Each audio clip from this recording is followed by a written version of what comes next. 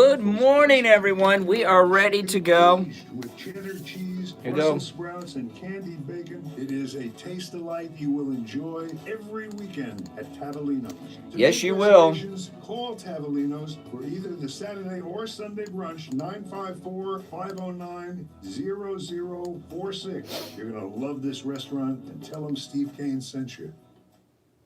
Attorney Barry Siegel invites you to his Medicaid and Revocable Living Trust workshops Tuesday, October 29th at the courtyard. Good morning, Catherine. What a terminally boring debate. What a boring debate. Running out of money before you run out of life. You will learn how to avoid spending down. I challenge someone to come up with a great moment in that terminally boring debate.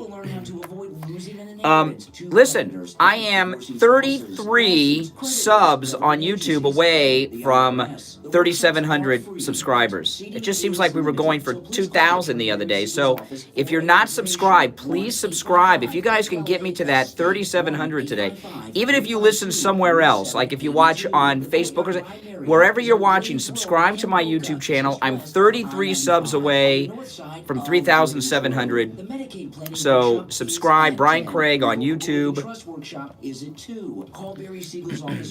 I would appreciate that. There was a great moment. I missed that one. Here we go. The opinions expressed on the following sponsored program are strictly those of the host, guests, and callers, and not necessarily those of the station, its staff, management, or sponsors. The Steve Kane Show 16th. is live in morning. Hello, Catherine. Hello, hello. And overnights, midnight till 6 a.m. 7 nights a week. Call the show for free. All righty. Welcome, everyone. My name is Brian Craig. This is Florida's longest running radio show. Indeed, it is the Steve Kane Radio Show, on the radio since 1977. Welcome, everyone. It is Wednesday morning, October 16th, 2019. Biggest takeaway, there's two takeaways from the Democrat debate last night. One, terminally boring. I mean, that was just boring, which I'll talk about in a bit. And also, I didn't pick up on this, I guess because I was hypnotized watching these boring Democrats speak, but Katrina Pearson on the Twitter picked up on this today. She said there were no American flags on the debate stage. So I responded to her tweet. They may have made debate history. Has there been a presidential debate in the television era without a flag of the United States of America on the damn stage? I guess they didn't want to offend their constituents. I don't know. But yeah, if there was a Mexican flag, they would not have been ashamed of that one up there. I'll tell you that much. No American flags.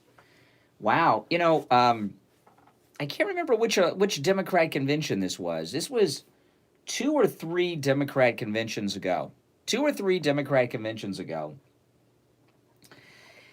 Someone captured a photograph of the dumpster behind the convention center where the Democrats held their convention, and it was filled with American flags in garbage bags. You know, when they, those little ones they hold in their hand on the little wood stick, and all the delegates and everybody's in there waving them during the convention. They threw them away. Have you ever, there's 2 things I have a lot of in my house and stored away in my garage. I've got old American flags and a lot of old Bibles. And, my wife's a big Bible reader. I'm not, sadly. I should be, but I'm not. And she writes in her Bibles when she's reading through them, and also every once in a while she'll get a new Bible because she's written all over that one. And you can't throw away a Bible, and you don't throw away the American flag. I know there's proper, I was in Cub Scouts and Weeblos and all that. I know the proper disposal. You're supposed to burn the flags. But who's going to do that? So I have old tattered flags in my garage and old Bibles. I was going to donate the Bibles to the women's prison. There's a women's prison down the street from Steve's house. I was thinking about getting Steve a job there on the weekends. Maybe he could, meet a new lady at the women's prison. They have, some of them eventually get out. But my wife said, no, I've written in them too much. We can't give them to the women's prison. But yeah, they threw them. So last night, no American flags with an L. No American flags. You got to have an emphasis on that L. People will think that I've said something I haven't. No American flags on the debate stage. And terminally boring. I mean, boring. The American Legion will dispose of flags for free, someone in the chat told me. Well, that's interesting. So if I call them up, they'll do that. Yeah, I got a good friend of mine's a American Legion commander, or whatever that is. I guess he's head of the post. Oh man, so yeah, terminally boring debate. The problem is, I was listening to one pundit.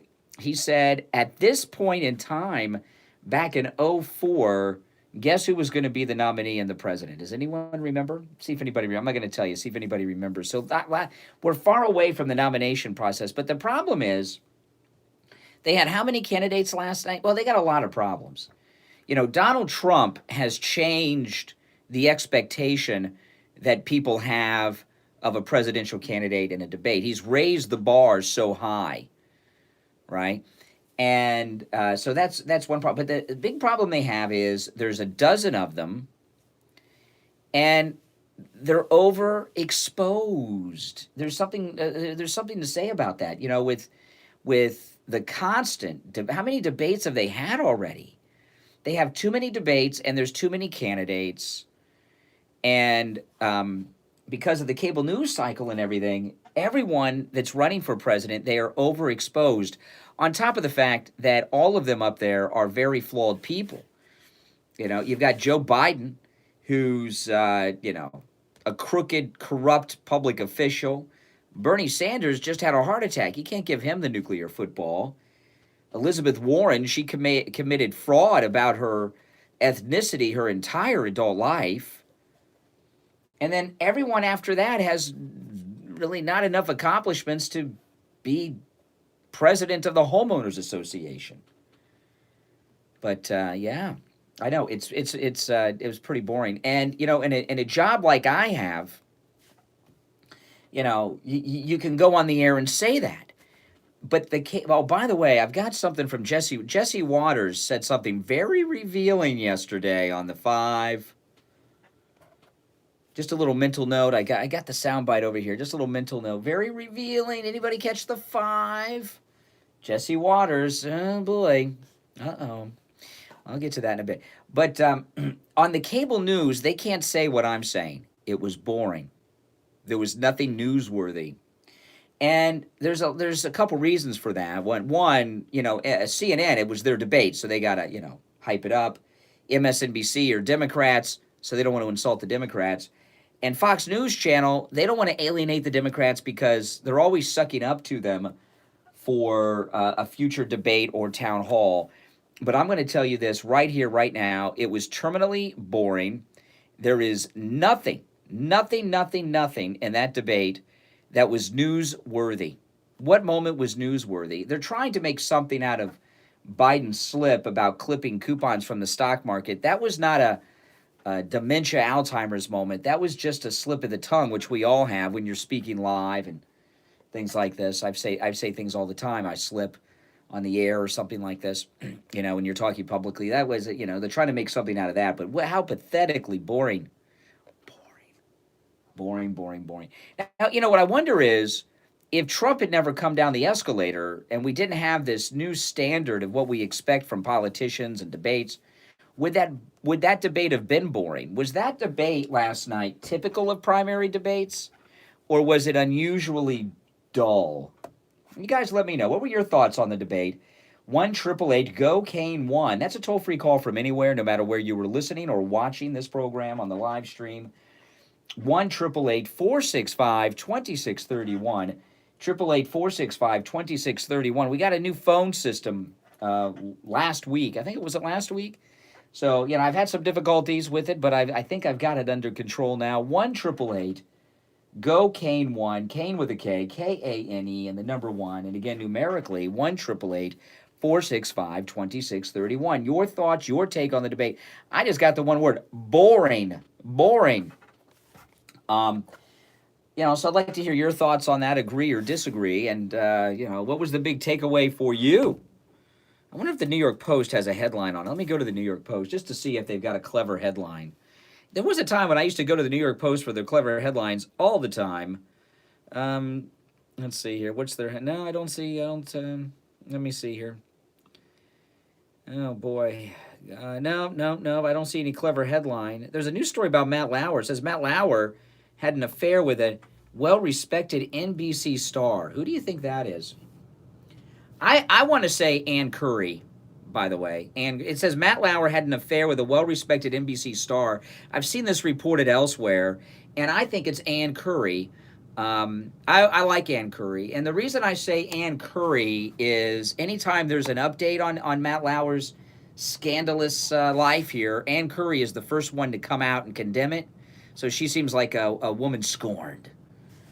You know, and she was not his equal. She was lower down when and they make it sound like a high profile person.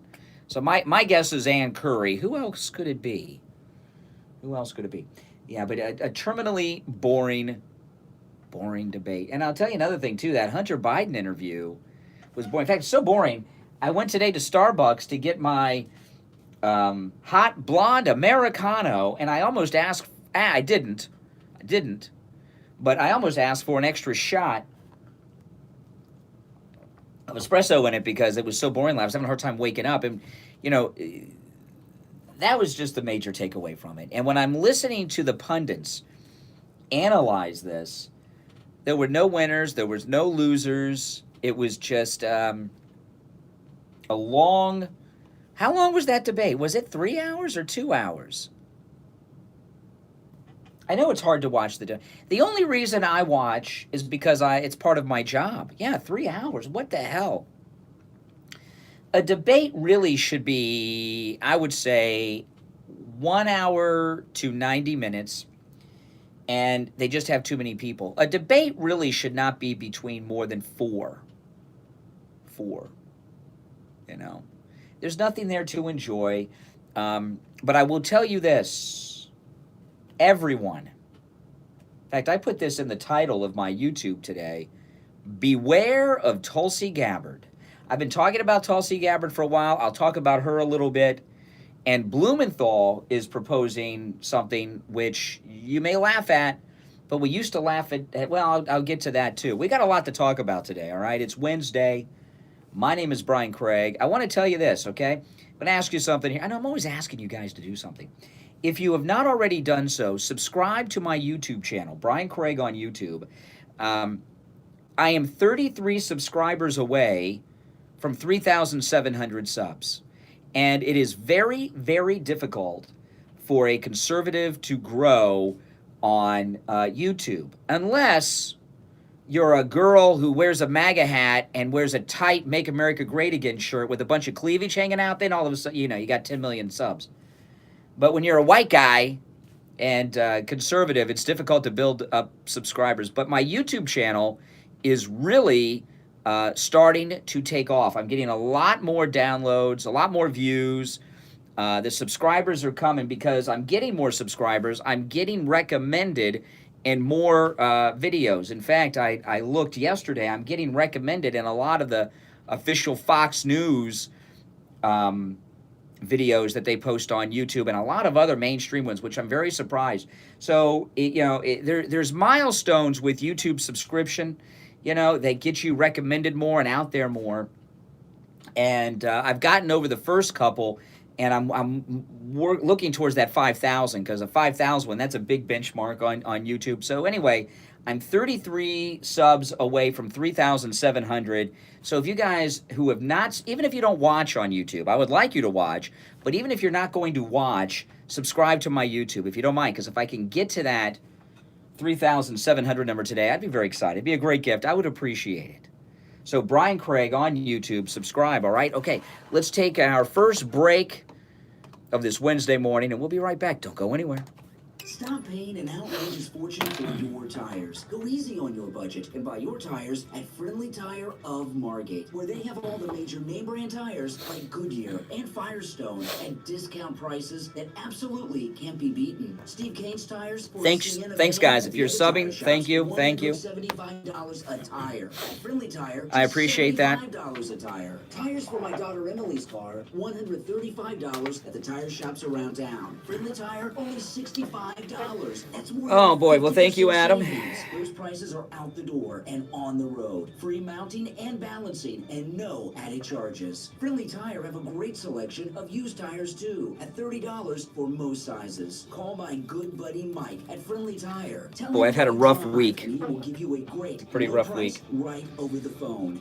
But everything's going well now.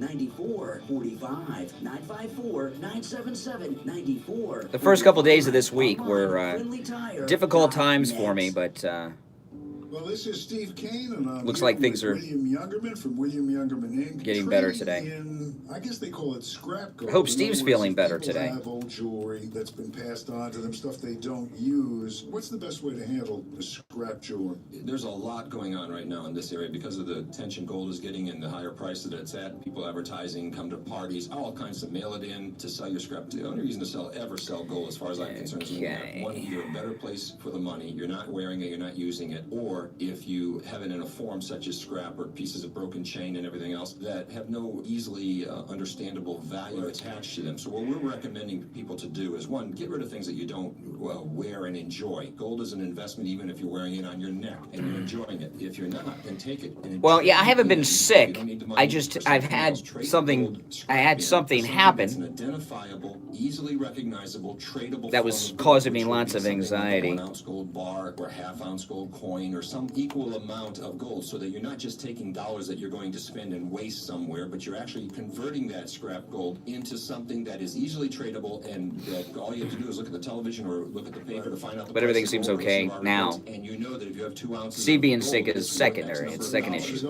Always got next thing something is to going know on. that who you're dealing with when you're trading it in. Get a couple of offers on it. Don't just go to these to mail it in and take your chances. You do your homework. Yes, you'll get the beware most for of your Tulsi gold, and Gabbard. You'll be able to get a form of gold that's easily recognizable and tradable, and it is an insurance policy for A you. good place to go is William Youngerman Inc. at 150 East Palmetto Park Road in Boca. That's in the Bank America building. You can call William at 1-800-327-5010 or go to the website at williamyoungerman.com.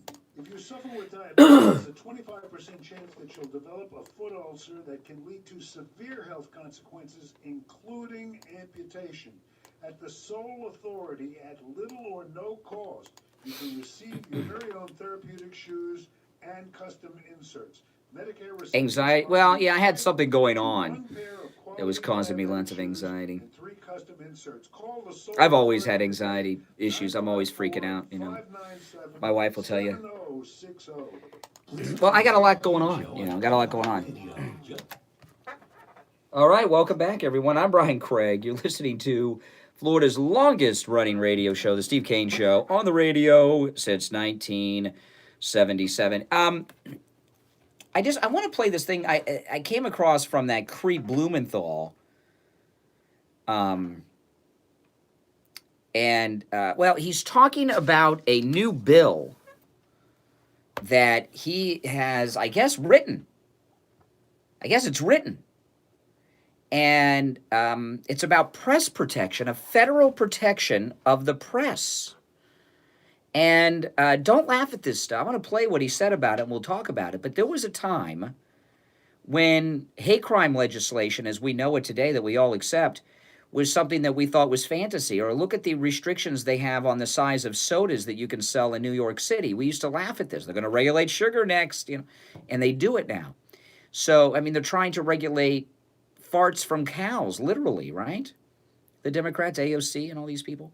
So when you hear these wackadoodle ideas coming from Democrats, a lot of them become the norm. Listen to that. This was Blumenthal yesterday. It is a priority What a creepy voice he has. at news gathering operations. Okay, now this is just the beginning. Blumenthal says it's a priority for... Doesn't he have a creepy voice? He says he wants to protect the media. I mean, this is interesting. And then he's got a whole bill about it. It is a priority for me. It is serious. at News gathering operations, no matter what their form. And the act that you're proposing would in fact establish a federal crime when someone threatens or attacks anyone doing fact gathering or news operations. purpose of this bill. It would be punishable if it's bodily injury by up to 3 years, to include book writing, magazine, obviously photography, any kind of media that involves communication with the public. Wow, magazines. Try to find a magazine. But yeah, and don't laugh that off because he's serious as a heart attack. And they're moving to have some type of special protections for the media. And, you know, that if you bump into someone in a crowd, you know, would that be considered a federal assault by this? This is insanity. But you know what? When he went through that list, would that include me? Would that include radio talk show host?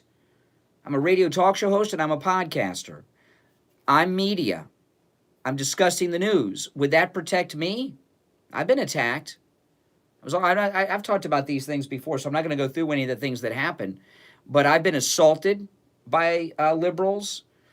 I've nearly been killed by a liberal listener of this program. I'm not kidding you. I'm not going to go through the stories. I've told them many times in the past. And we deal, you know, talk radio hosts deal with harassment. Beck, Hannity, these big guys, they deal with. Would it concern? What about the staff over at I don't know, Breitbart? Would they be protected under Blumenthal's? But I didn't hear him talk about internet. I didn't hear him talk about radio. Would the staff over at the Gateway Pundit, the conservative treehouse, WorldNet Daily, would these people be protected under Blumenthal's plan, or would it only be the mainstream liberal media?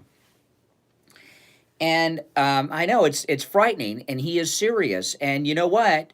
That is something to watch out for in the future. It might be 5 years, 10 years, 20 years, but that is something they're moving towards because they've lost media.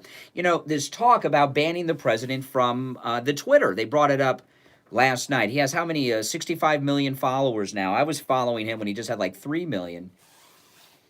Yeah, I know. Yeah, I was retweeted early on and by President Trump. You know, I wish he would do it again with his 65 mil. But anyway, President Trump, the reason they want him banned from Twitter is because with his 65 million followers on Twitter, and plus everyone in those 65 millions feed gets it too, if you retweet or like and things like this, the mainstream media can't equal that.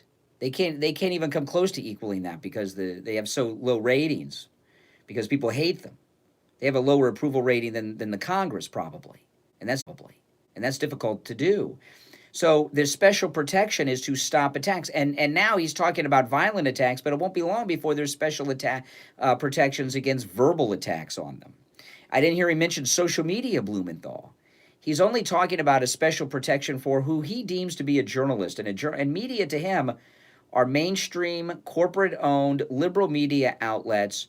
They give favorable coverage to the Democrats and to the political establishment. You know, and that's a very dangerous thought, but he is serious, and that is something that in the future we are going to have to deal with. They, you know, that's why it's so dangerous to regulate the internet.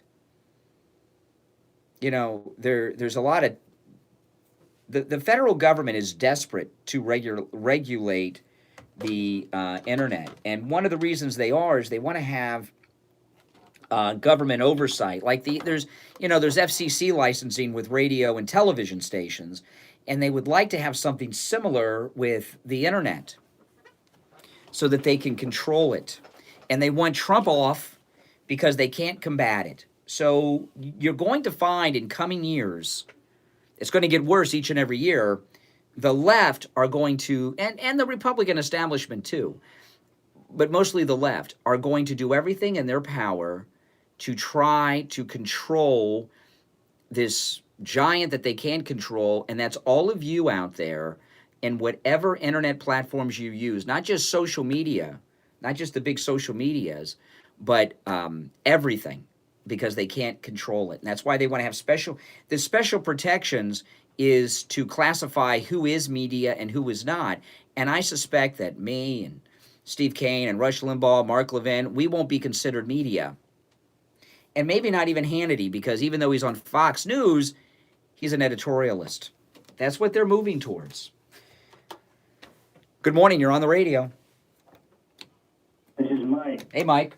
Absolutely, you're absolutely right on that, Brian.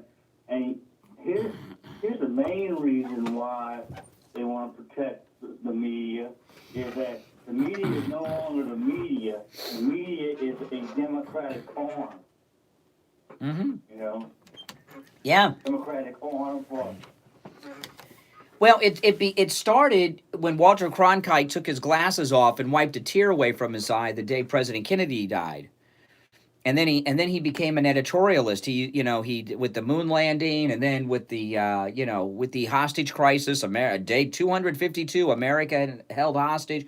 Walter Cronkite began this downward spiral that we're in right now.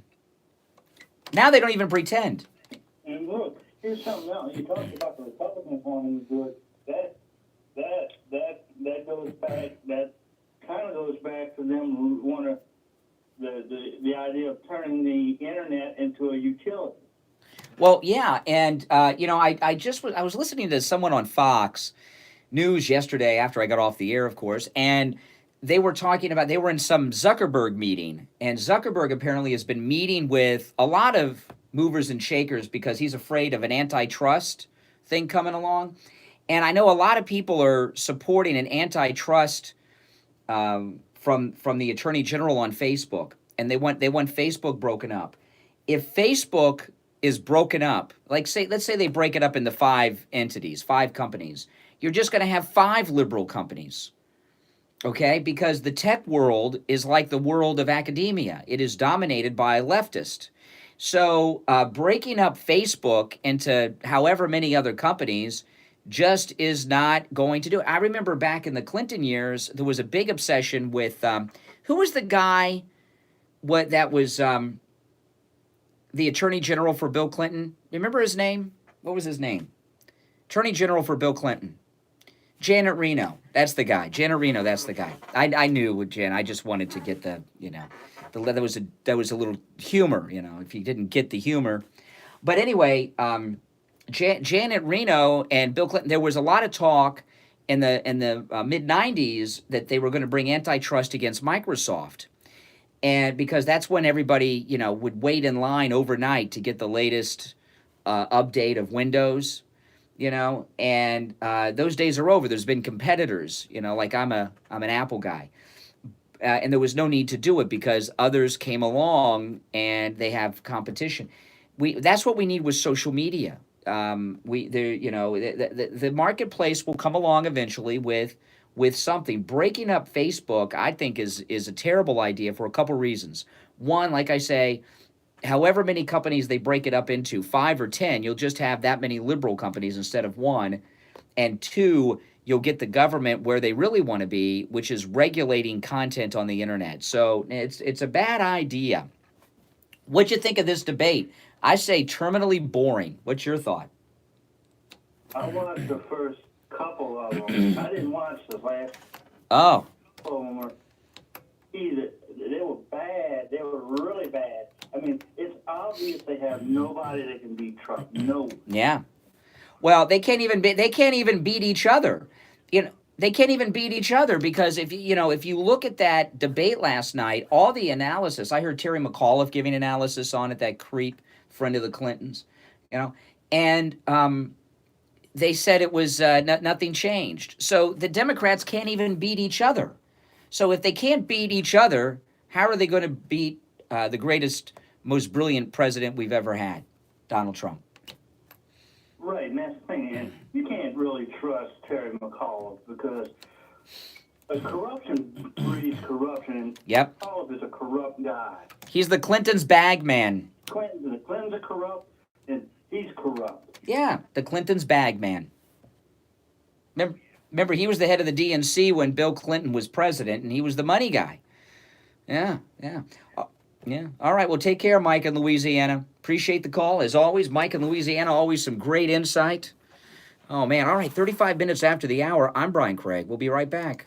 People put off the medical care they need for a lot of reasons. My deductible is too high. I don't have insurance. My schedule is too hectic. Be right back, I guys. just can't afford it. The time for excuses is over. Thanks to Any Lab Test Now of Plantation, where they guarantee the lowest prices on all of their thousands of lab tests. PSA, only $34. Full cholesterol lipid panel, $28. Complete thyroid panel, $49. Diabetic A1C test, only $27. No doctor's order or prescription needed. All testing is always anonymous and confidential. In and out in 15 minutes or less. Most results in 24 to 48 hours. Make sure to ask about their allergy testing, which includes micronutrient and environmental allergens, and vitamin deficiency test, drug testing, you name it. Any Lab Test Now or Plantation probably test for it. Yes, Any they Lab do. Test Now or Plantation Hey, guys, welcome. is located at 8367 West Sunrise Boulevard in the Jacaranda Plaza on the corner of University Drive and Sunrise Boulevard in Plantation. Give them a call. 954. Well, there's an update on that, which I'll get to in a bit. 954-916-1072. Online. Have you guys all subscribed? I told you I was 33 away Take control from 3,700 subs on YouTube today, and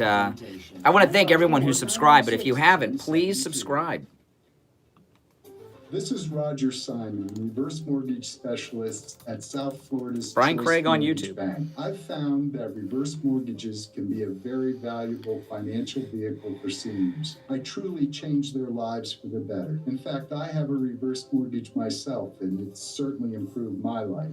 Everyone's situation, of course, is different, but I've found over and over that a reverse mortgage can solve many of a senior's financial problems. It's a valuable tool to allow you to age in place. And if you're a senior like me, that's a primary goal. By aging in place, I mean that you're financially able to stay in the home you love for the rest of your life. So if you own your home with or without a mortgage, and if you want to know how a reverse mortgage can change your life by giving you the financial freedom you need, find out how by giving me a call anytime at 561-441-2730. That's 561. What's Giuliani going to jail for? 441-2730.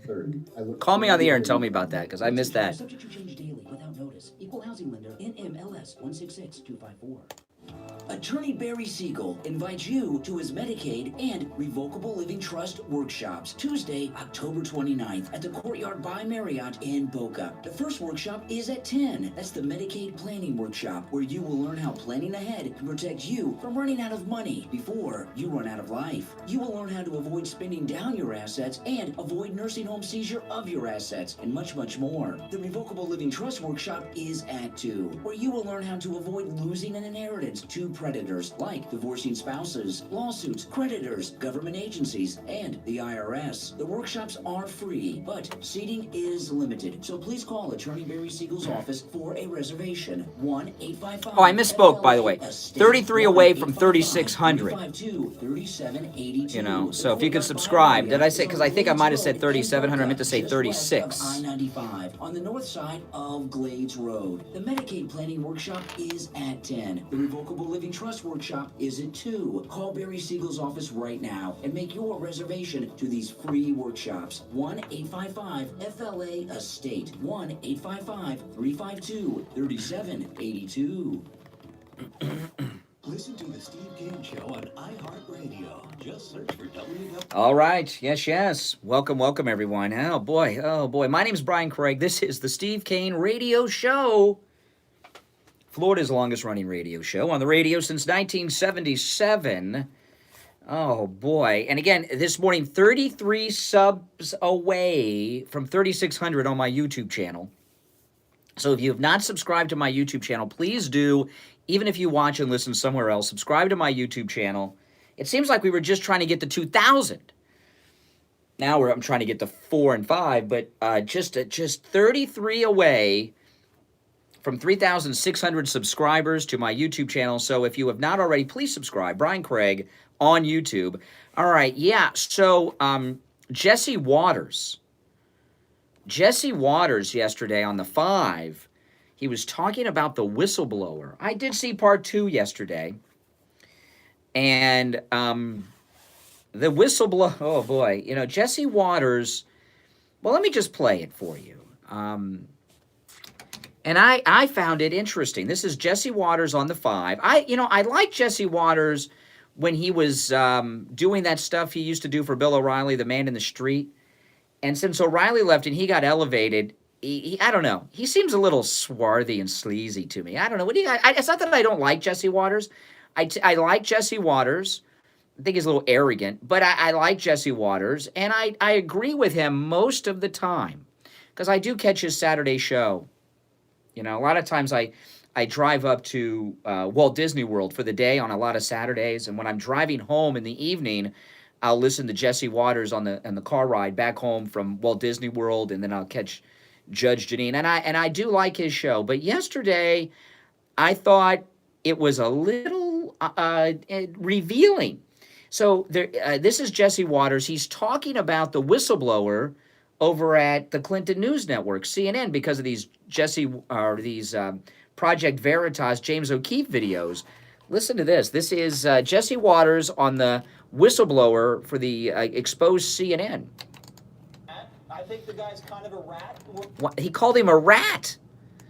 Last time I heard someone call someone a rat on television who was real, I'm not talking about in a movie or a television show. The last person, let me see if any, I'll play this whole clip and I'll tell you after if no one can guess it. So Jesse Waters says that the CNN whistleblower is a rat.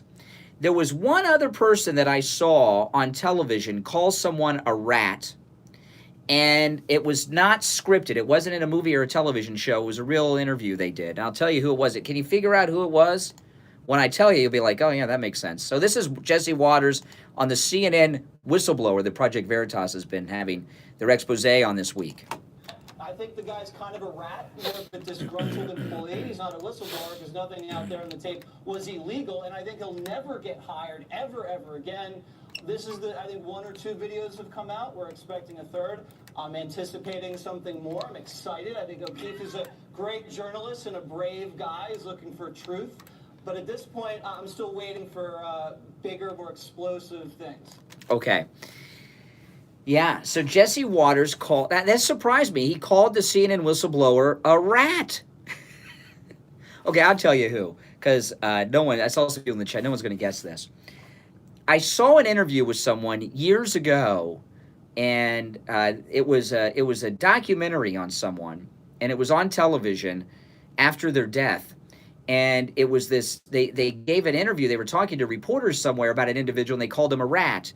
It was Frank Sinatra, and I can't remember who he was calling a rat, some big mafia informant, and Frank Sinatra was not in a movie, he was in an interview. He called this guy a rat, and he was pissed like Waters, and he called him a rat a couple times, and we all know the history of Frank Sinatra, right? We've all seen the wedding scene and the Godfather and all of that, but yeah, so why is Jesse Waters calling the whistleblower a rat? I would imagine maybe he's not doesn't want people recording him over at Fox News. I will tell you this.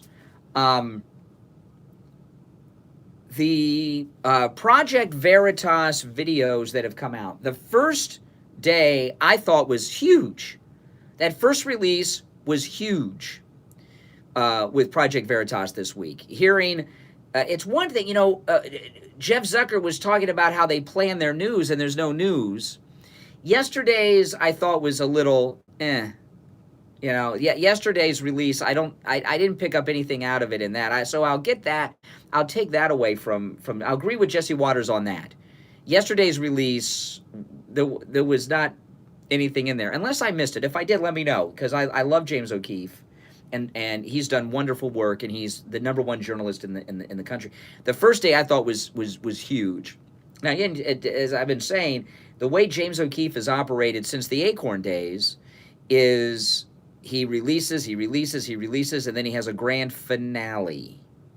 So I'm imagining it'll get better, but for Jesse Waters to call the guy a rat, I thought was revealing. You know, I have a rule of thumb that is a very good rule of thumb. Anytime I'm anywhere in a studio, I don't talk about anything I wouldn't talk on the air about.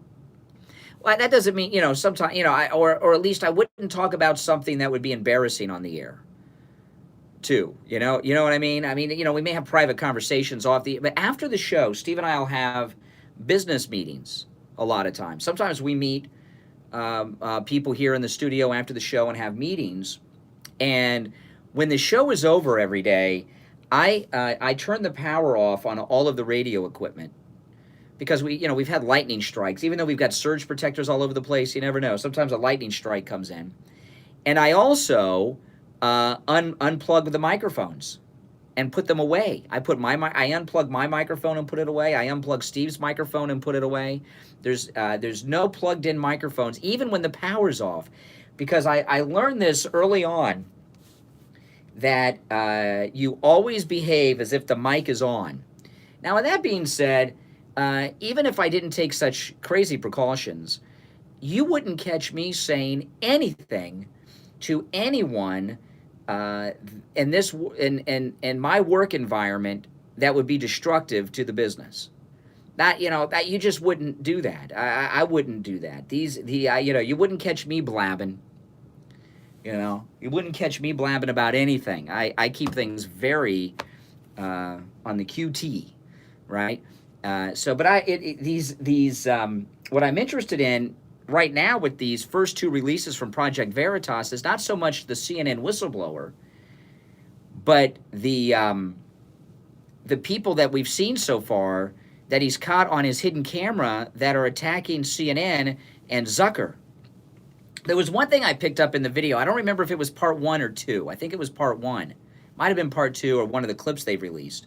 The whistleblower was in an elevator at CNN in Washington, and Dana Bash got in the elevator with him, and she had a bodyguard with her who was this huge black guy. I mean, this guy was like, he looked like should be playing for the NBA. And I'm thinking to myself, why does Dana Bash have a bodyguard? She's in the CNN building in D.C. She's leaving the CNN studio. She's in the CNN offices, but she has this humongous bodyguard. Is the bodyguard to protect her from the CNN staff? That seemed odd. Now, I could understand having security when you're out and about, okay? I could understand that, maybe, in some instances. But why does she have a bodyguard with her when she's in the CNN studio and in the CNN offices in D.C.? It seemed odd. And I wish that James O'Keefe would have gotten into this, because this is interesting about this. So she has security protection at CNN in her workplace. What's that about? And what I wonder is how many of these CNN pundits and reporters and anchors walk around the CNN offices and studios with these huge bodyguards to protect them from the other CNN workers. And I imagine what I would like to have seen on the video is when there's a segment going on, because you see Dana Bash all the time on there. And she's with the big people, right? She's with the anchors, the main anchors and reporters and things like this. She's not in with third string pundits. How many of them have bodyguards? And is there, if you look up against the side of the studio off camera, are there like 5 bodyguards standing there all the time because all these people have individual bodyguards? Why do they need bodyguards inside their own television studio and own office? It's odd. Yeah, and it does blow up the egos of these people. If they're walking around with bodyguards, it makes them feel very important, doesn't it? Almost like they got their own, come on. It does make them feel important, doesn't it? There's no need for the bodyguard in your own building and studio. I could see if they're doing a book signing or something. But I thought it was odd. That's just me. And I'd also like to know this. Of these bodyguards that these liberals have on CNN, how many of them are black? Are they majority black? The reason I ask is, as liberals, do these liberals have like black guys basically carrying their luggage around like a servant everywhere they go? These liberals, and I'd like to know who has these bodyguards at CNN. I'm interested to know the hierarchy there. Does Don Lemon have one? I don't know. I just thought that was odd, that she would have a bodyguard inside the CNN studio and offices. It just seemed very odd. And the racial aspect would be interesting. Are they all black, mostly black? Are they, yeah, I would like to know how many minorities they have in these servant positions to these great white liberals on their air, and how many of the minorities have bodyguards at CNN. I'd like to know. I know there's, I'm just, these are things. So if Jesse Waters is out there listening, I found fascinating. A bodyguard inside the studio and the office of their own building to protect her from her coworkers or just to feel important. All right, let's take our last break of the first hour. My name is Brian Craig. This is the Steve Kane Radio Show, Florida's longest-running radio show on the radio since 1977. We will be back after this.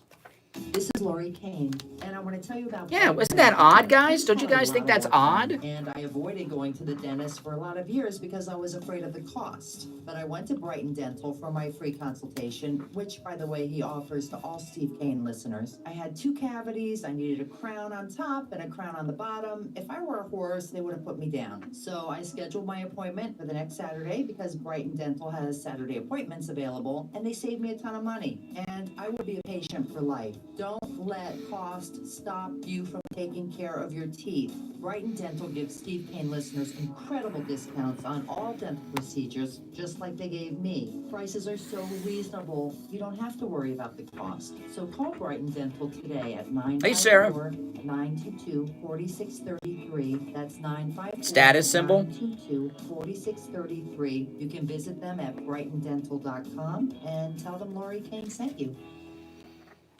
Plus tax, tag title, it includes $8.99 dealer fee on approved credit offers and 11/10/19. Over 1,500 Toyotas are on the ground, and truckloads of new 2020 Toyotas just... Yeah, you know, Dana Bash, let me look up the name. I haven't talked about her in a while. Dana Bash is CIA, you know. Model year changeover event. Make us an offer. Any offer. And you can buy a Toyota at up to 50% Her husband, less let me get than the name. SRP when you and you. 50% less. Upfront 2019 RAV4, not 30,000, 19,775. Upfront 2019 Camry LE, not No, she's in. What I'm saying is, she's in her own. She's in the CNN studio and the CNN offices. There's massive security to even get in there. There's no need to have a bodyguard inside their own studio and building. Between Hollywood Boulevard and Sheridan Street, open until midnight. Stop paying an outrageous fortune for your tires. Go easy on your budget and buy your tires at Friendly Tire of Margate, where they have all the major name brand tires like Goodyear and Firestone at discount prices that absolutely can't be beaten. Steve Kane's tires for a Sienna van at the other tire shops, $175 a tire. At Friendly Tire, just $75 a tire. Tires for my daughter Emily's car, $135 at the tire shops around town. Friendly Tire, only $65.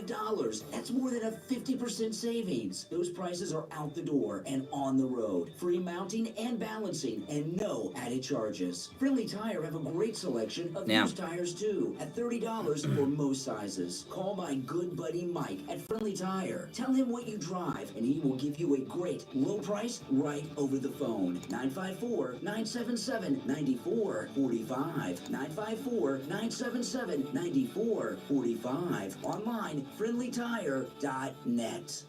Listen to the Steve Kane Show on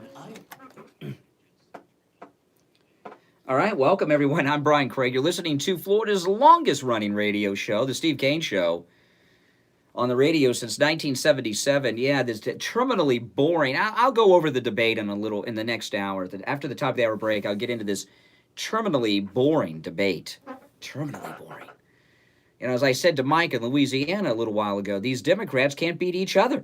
How are they going to beat Trump, right? And I was talking about this Project Veritas and how Dana Bash has a bodyguard inside her own studio. You know, Dana Bash is CIA.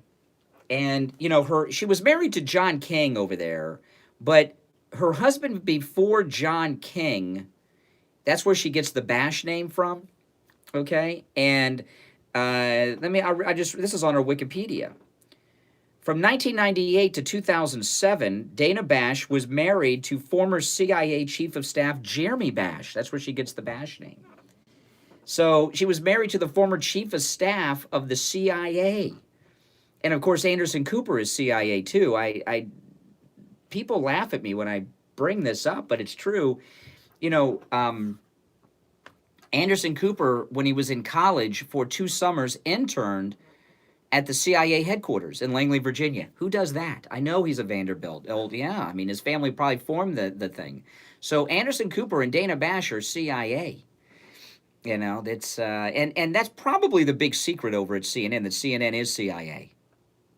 You know, and the media. And, you know, the thing about media, whatever it is, the media, they have when they have such a large reach and influence, you really think the government's gonna let that be on its own? Nah, ain't gonna happen. You know, when you look at the news today, and they show the analysis of this debate, the only analysis that you can come up with is what I said: boring, and they can't beat themselves. And there was an important question that wasn't asked last night. And I used to ask this question about Mrs. Clinton when she was running and her 2 failed attempts to become the president. Why are you running? Why are you running? Can you tell me, you know, could these candidates tell you why they are running? And what most of them will tell you is we got to defeat Trump. That's a negative. What are they bringing to it? You know, President Trump ran on the promise of make America great again. Which, by the way, making America great again will not be done after 2 terms of Donald Trump. Make America great again is a campaign slogan that I hope the successor to President Trump has. This is an ongoing process, making America great again. And I know what the liberals will tell you. Oh, they mean make it white again. No. I have an interracial family myself. I don't want a white country. You know, a white supremacist country. That's insanity. Making America great again is making us #1 in the world and standing up for great American values. And that debate last night, Katrina Pearson picked up on this. I saw it on Twitter this morning. I did not notice this because I was so falling asleep watching these Democrats. President Trump wants to make America great again, which is a good cause. What are the Democrats doing? By not having one American flag on that stage, they really don't care about America. See, they think America is a stain.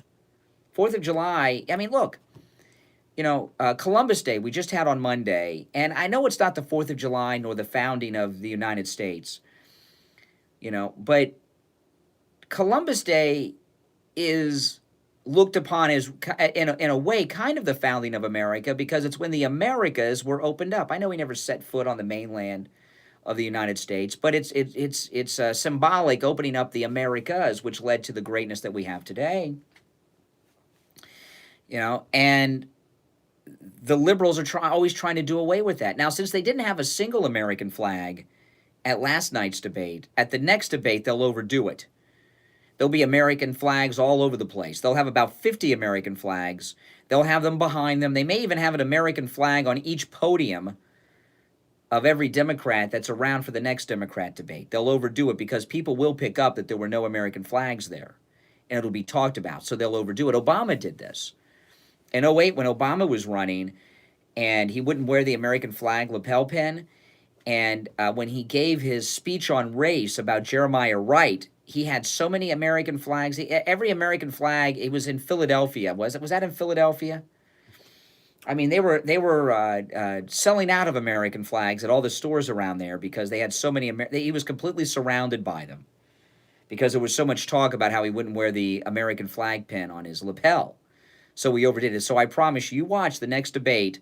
There will be the entire background will be a sea of American flags, and likely one either on each podium or one next to each Democrat, because the imaging was wrong. That's how they do it. All right, listen, it's 7 o'clock in the morning, 1 hour down, 2 to go. This show this week has been flying by each and every of these 3 days, I must tell you. My name is Brian Craig. This is the Steve Kane Radio Show, Florida's longest running radio show on the radio since 1977. Hour number 2 begins now. Talk 1470 is WWNN Pompano Beach and 95.3 FM W237BD Boca Raton, the Health and Wealth Radio Network. Oops. Seniors, open enrollment is here. I Will Advisors is here to offer you an unbiased comparison of all your Medicare health insurance options. I Will Advisors specialize in educating Medicare beneficiaries on every available option to ensure you make the right choice for your needs. Call us directly at 954-753-8080. 954-753-8080. Seniors, is there too much month left at the end of your money? You have worked hard your whole life. That's right. You shouldn't be struggling in your golden years. And you know what? You don't have to. Call Roger Simon at Choice Mortgage Bank and talk to Roger about how a reverse mortgage can change your life. Roger has a reverse mortgage himself and understands your needs. Use the money for anything you want. Pay off your bills, including your mortgage if you have one. Stop working, take vacations, or anything else you wish. It's your money to do with what you want. And the best part is, you and your spouse can live in the home you love. Oh, everyone that's subscribed, I'm only 24 away from 3,600 now. So if you can subscribe to my YouTube channel and get me up to 3,600 today, that would be so spectacular. That's awesome. Thanks, guys. 561-441-2730. Rates and terms subject to change daily without notice. Equal housing lender NMLS 166254. If you suffer with diabetes, did you know there's a 25% chance that you will develop a foot ulcer at some point in your life? And foot ulcers, when you have diabetes, can lead to severe health consequences up to and including amputation. Now, Medicare recognizes the importance of preventative foot care and has provided coverage for those of you who are at-risk patients. I want to introduce you to my good friends at the Soul Authority. At the Soul Authority, at little or no cost, you can receive your very own pair of therapeutic shoes made specially for diabetics. You're probably not aware that as a diabetic Medicare recipient, you are entitled to CNN is CIA. It's true. I know it's crazy. I don't talk about it a lot because people think, oh, you're Alex Jones. You sound nuts. And I thought it was nuts at first, too. These are name-brand shoes. They're stylish. They'll provide you with the extra width and extra depth to stop diabetic foot problems before they begin. Oftentimes, amputation due to diabetes is preventable, and one of the preventable measures that is most effective is wearing shoes. Call the Soul Authority. You know, like I keep my coffee back here because there's no controls back here. Nothing. 7060. One of the first radio stations I worked at, this guy had a can of Pepsi next to the control board, and he knocked it over while they were on the air, and it went all inside the control board, and I just saw it fizzle out. While they were on the air, it was, oh my goodness. So I always keep drinks pretty far away. That's why I have this shelf back here behind me. You know, the shelf makes it kind of a cramped little area here, but I keep it here so I can have drinks back there that I can easily reach. At 561-953-5490. Talk to him about hormone replacement therapy. Hormone replacement therapy will give you your energy back. You're going to feel better. You're going to be more productive. And your sex life and sex drive will be back like it was when you were 25. It's a free consultation with Dr. Matez, but you have to tell him you heard about him on the radio. 561-953-5490. 561-953-5490. Online, hormonetherapybocaraton.com. Attorney Barry Siegel invites you to his Medicaid and Revocable Living Trust workshops, Tuesday, October 29th at the Courtyard by Marriott in Boca. The first workshop is at 10. That's the Medicaid Hey guys, workshop where you will learn just how to let me see here. How many away? out of money before you run out of life. You will learn how to avoid spending down your assets and avoid 26 away. assets and much No, more. 24 away now from 3,600 subs. So Where you will learn how to avoid losing an inheritance. Steve Kane Show. Competitors like divorcing spouses, Hey, Doug. lawsuits, creditors, government agencies, and the IRS. So keep More subbing, choices guys. are Thank you free, so but much. Seating is limited, so please call Attorney Barry Siegel's office for a reservation. 1-855-FLA-ESTATE. 1-855-352-3782. The Courtyard by Marriott is on Glades Road in Boca, just west of I-95, on the north side of Glades Road. The Medicaid Planning Workshop is at 10. The Revocable Living Trust Workshop is at 2. Call Barry Siegel's office right now and make your reservation to these Welcome, free everyone. workshops. 1-855-FLA-ESTATE. Yes, if you're, how, are you new here? Like, you have started watching or listening within the last 30 days? Press 1 if you would consider yourself new to the program. 1 if you're new. I don't want to hear if you're not new. I want you to stay. You know, I like you guys.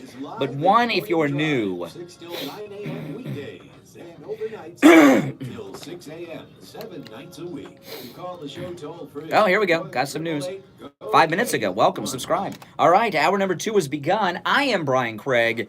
You are listening to Florida's longest running radio show, The Steve Kane Show, on the radio since 1977. This is the most pro-Trump radio show in America, I promise you. You will never hear me criticize President Trump, ever, under any circumstances. I will never criticize President Trump. I won't. Why, you know, why should I, right? He's got the whole country criticizing him. Not that I've seen anything that I think he should be criticized for, and I'm not doing it. I haven't seen anything that I think he should be criticized for. I think he's great, always, right? But, yeah, so, yeah. All right, hour number 2 has begun. We are talking about this terminally boring Democrat debate last night. Even Terry McAuliffe, I heard Terry McAuliffe on CNN, and they asked him to name a winner, and he couldn't name a winner. And he was kind of caught off guard by it. You know, oh, you're playing it safe, Governor, because there was no one.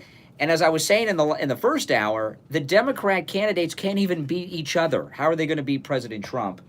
I'll take a call or two, and then I'll get into what you really need to be aware of. So the Democrat debate, there's one person to be afraid of, and that is Tulsi Gabbard. And I'll play a couple clips and talk about Tulsi Gabbard in just a minute or two. But let's first talk to Conservative Doug. Good morning, Conservative Doug. Good morning, Brian. You know, I feel bad for you that you had to listen to that whole debate. You new guys, how'd you find the show? I said, oh my God, these guys are nuts. On YouTube. I just go back to Hannity. It's terrible. I don't know what these guys are thinking, but they have no chance. What the hell's going to... Well, I don't know. I think a lot of people should keep a recording of last night's debate. If you're ever suffering from insomnia, just put it on, and it's like hypnosis. Yeah, you're right. Because we're in the radio business. It's not 12 minutes. That's what the saying is. We got to make money. Popped up on your list. Welcome, Adam. They want to raid your house. Unbelievable. Yeah, but, you know, Beto is not going to win. He shouldn't even be there, Beto. And it won't be long before he'll be back at the skate park, you know, like the old days. Yeah, that's what it is. It's amazing. One thing, when somebody finally becomes the candidate, when Trump has to debate them, I'm hoping he's only going to have debates with conservative moderators, because people, if they have something from the other side, it's going to only be negative Trump, and it's not going to be good for them. Well, you know, I would like to see President Trump can dictate how the debates are now, because he's the president of the United States. There's no presidential debate without POTUS. And I would like to see the presidential debates handled in a completely new and unique way, like they've never been handled before. And what I would like to do is for President Trump to have some type of drawing or lottery or something, and they randomly pick from local newscasters throughout the country the debate moderators. No CNN, no Fox News, you know, no MSNBC, no CBS, no PBS, no NPR, and all these other liberal jokers. You know, the local news is all right, and the debate moderators, whoever they will be, should be randomly chosen among local news people, and they should get no notice. And that's that. They should get no notice. The night before, they should get the invite. And any local news reporter who is worthy of being on the air would be able to moderate, be a questioner in a debate with the sitting president of the United States and whatever creepy Democrat they give the nomination to. That's the best way that I can think of to make it accurate and random and fair and balanced. I mean, if you think if Trump says, I'm not going to be on CNN, CNN will just have a one-man debate and have their own guy up there. And Well, I think what the president should do, because again, he's the president, so he's the one who, he who has the gold makes the rules and all that. He's the one. There's no presidential debate without him. So what I would like, I would like to see something completely new. I would like to see the debates not hosted by any of these news outlets. They're all corrupt.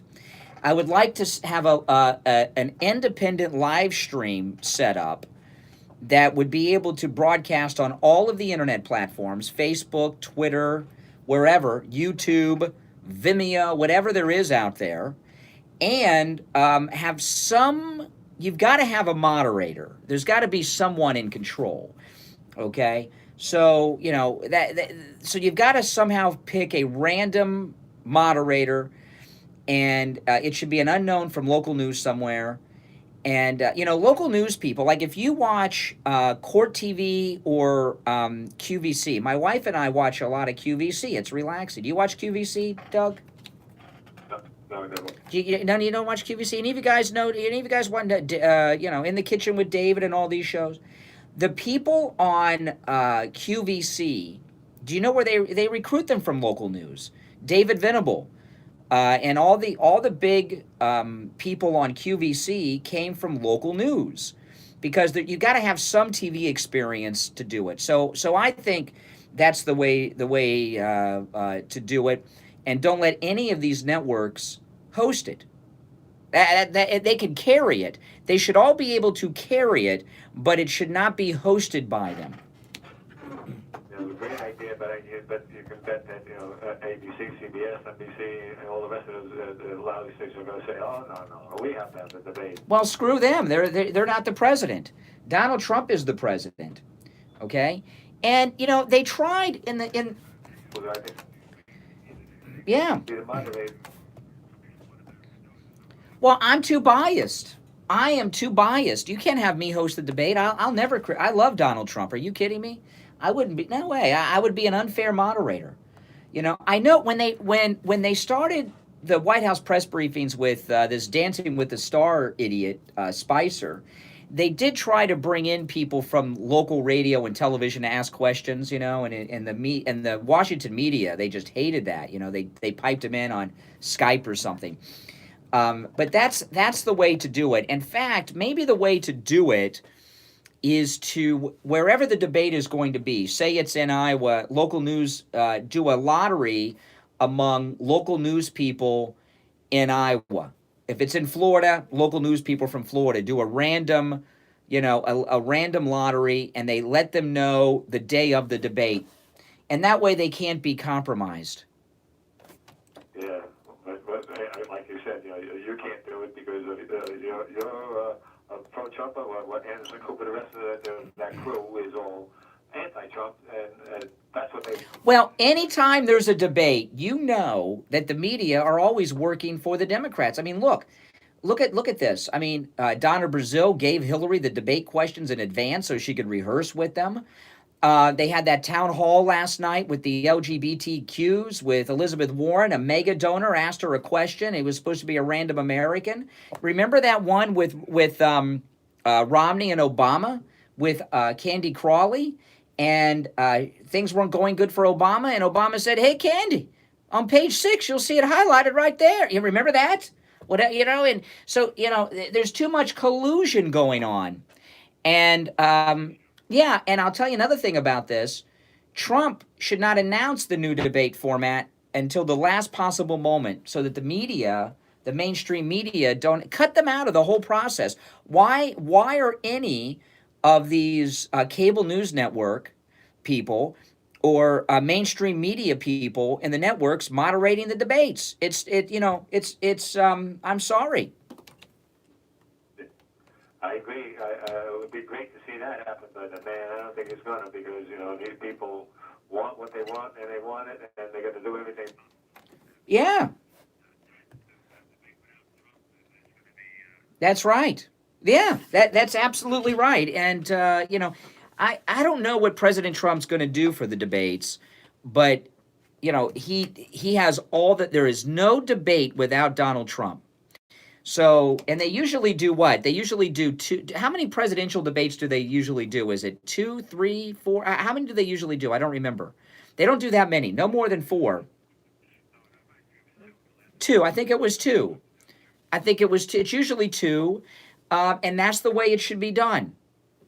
And that would totally, well, the media would have a meltdown. I mean, the mainstream media would all have a stroke over it. There's 3 debates. Okay. So but something's gotta be. Well, I give you an example, Meet the Press. Whenever they show those old clips of Meet the Press, and even when I used to watch Meet the Press, it was what the show says, Meet the Press. And they would have a panel of questioners for whatever, if it was Senator Kennedy, and I mean John F. Kennedy, or former Vice President Richard Nixon, or whoever it was, they would have people from newspapers, because that was the big thing. That was where the credibility was. The credibility was with the serious journalists, not these good-looking people on TV. It was with the newspaper people, and the newspaper people they would have a panel. And it was a panel kind of like on To Tell the Truth in those old days. And they would each ask a question of whoever the politician was. And you were actually meeting the press. In this day and age, you're meeting liberal activists when you're on the mainstream media. You're not meeting legitimate press. All right, Doug. It's gone down the tubes. All right, conservative Doug, right on the money. All right, we'll take our first break of the second hour. My name's Brian Craig. This is the Steve Kane Radio Show. We'll be right back. Open enrollment period is here. Medicare can be confusing and overwhelming. Call Debbie at I Will Advisors, 954-753-8080. Welcome, everyone. 954-753-8080. And allow her to educate and guide you through the many plans, choices, and cost considerations. I Will Advisors represents all major insurance companies, not just a single carrier, so they will make sure you choose. Okay, now I'm only 23 away from 3,600. 23 away. So can 23 of you subscribe? Get me to that 3,600 mark. 954-753-8080. Right now, the U.S. is in the midst of a deadly opioid epidemic. In South Florida alone, someone suffers an overdose every 2 hours, either from heroin, fentanyl, or some other prescription medication that's as close as the family medicine cabinet. In fact, Mom and Dad's medicine cabinet is frequently the gateway to the horrors of hardcore addiction down the road. Drug problems left unattended. Pelosi doesn't eat are only lunch? going to get worse. This is not something you can do on your own. You need expert professional help, and if your family is disintegrating in front Game of show your eyes host? and you feel helpless, Yeah. I'm here to tell you that help is available. Call my good friend Sal at the Edge Recovery. And you know what? I would switch out who the moderators were at the last moment. This is his personal cell phone, 561-523-4325. If your loved one refuses treatment, the Edge Recovery will conduct an intervention and get them into the... Welcome, everyone. Yeah, we're in a commercial. The Edge Recovery We'll be out of the commercial break in a minute or two. Welcome, everyone. Those of you that are new here, welcome to the show. Subscribe, click that notification bell. Welcome. We're in a commercial break. Botox for lunch, yeah. The Edge Recovery has options for you. Call Sal at the Edge Recovery. Do it. Now, too biased, Laura. 61 area code 523-4325. Again, that's Sal's personal cell phone. 561. Are you familiar with the show Cool Japan? Our Tokyo viewer? Cool Japan's an awesome show. Hello, my name is Todd Shalley. I stopped watching it because they don't run it. They used to dub the show. Now it's in subtitles. Cool Japan. It's a great show. There's this English language Japanese TV station we get in America. It's a cool show. On your claim. If you suffer damage from Hurricane Matthew, Irma, or Michael, it's not too late to get a second opinion and get the money that you deserve to get your house back in shape again. I'm sure you'll agree that you want to work with someone that has experience in this industry. I've been doing this since 1993, and our service is very valuable because if we don't get you any additional funds, there's no charge for what we do. Write this number down: 877-644-LOS. Every time, a lot of liberals watch this show. Every time I ask for subs, liberals unsubscribe. It's crazy. That's how petty liberals are. You deserve to get a second opinion. We work for you, not the insurance company. Call right now. 877-644-LOSS. Listen to the Steve Kane Show on iHeartRadio. Yes. We're back. I'm Brian Craig. This is the Steve Kane Radio Show, Florida's longest running radio show on the radio since 1977. Welcome back, one and all. Yeah, so a terminally boring Democrat debate. Terminally boring. But the one to beware of is Tulsi Gabbard. I've been since the first Democrat debate, I've been telling you, beware of Tulsi Gabbard. She's being groomed by the Democrats to be the first female president of the United States. I'm telling you, they're grooming her. She very well could end up being Joe Biden's running mate. But they're not grooming her for this election. They're grooming her for the first election after Trump, or maybe the election after the first election, after Donald Trump's second term.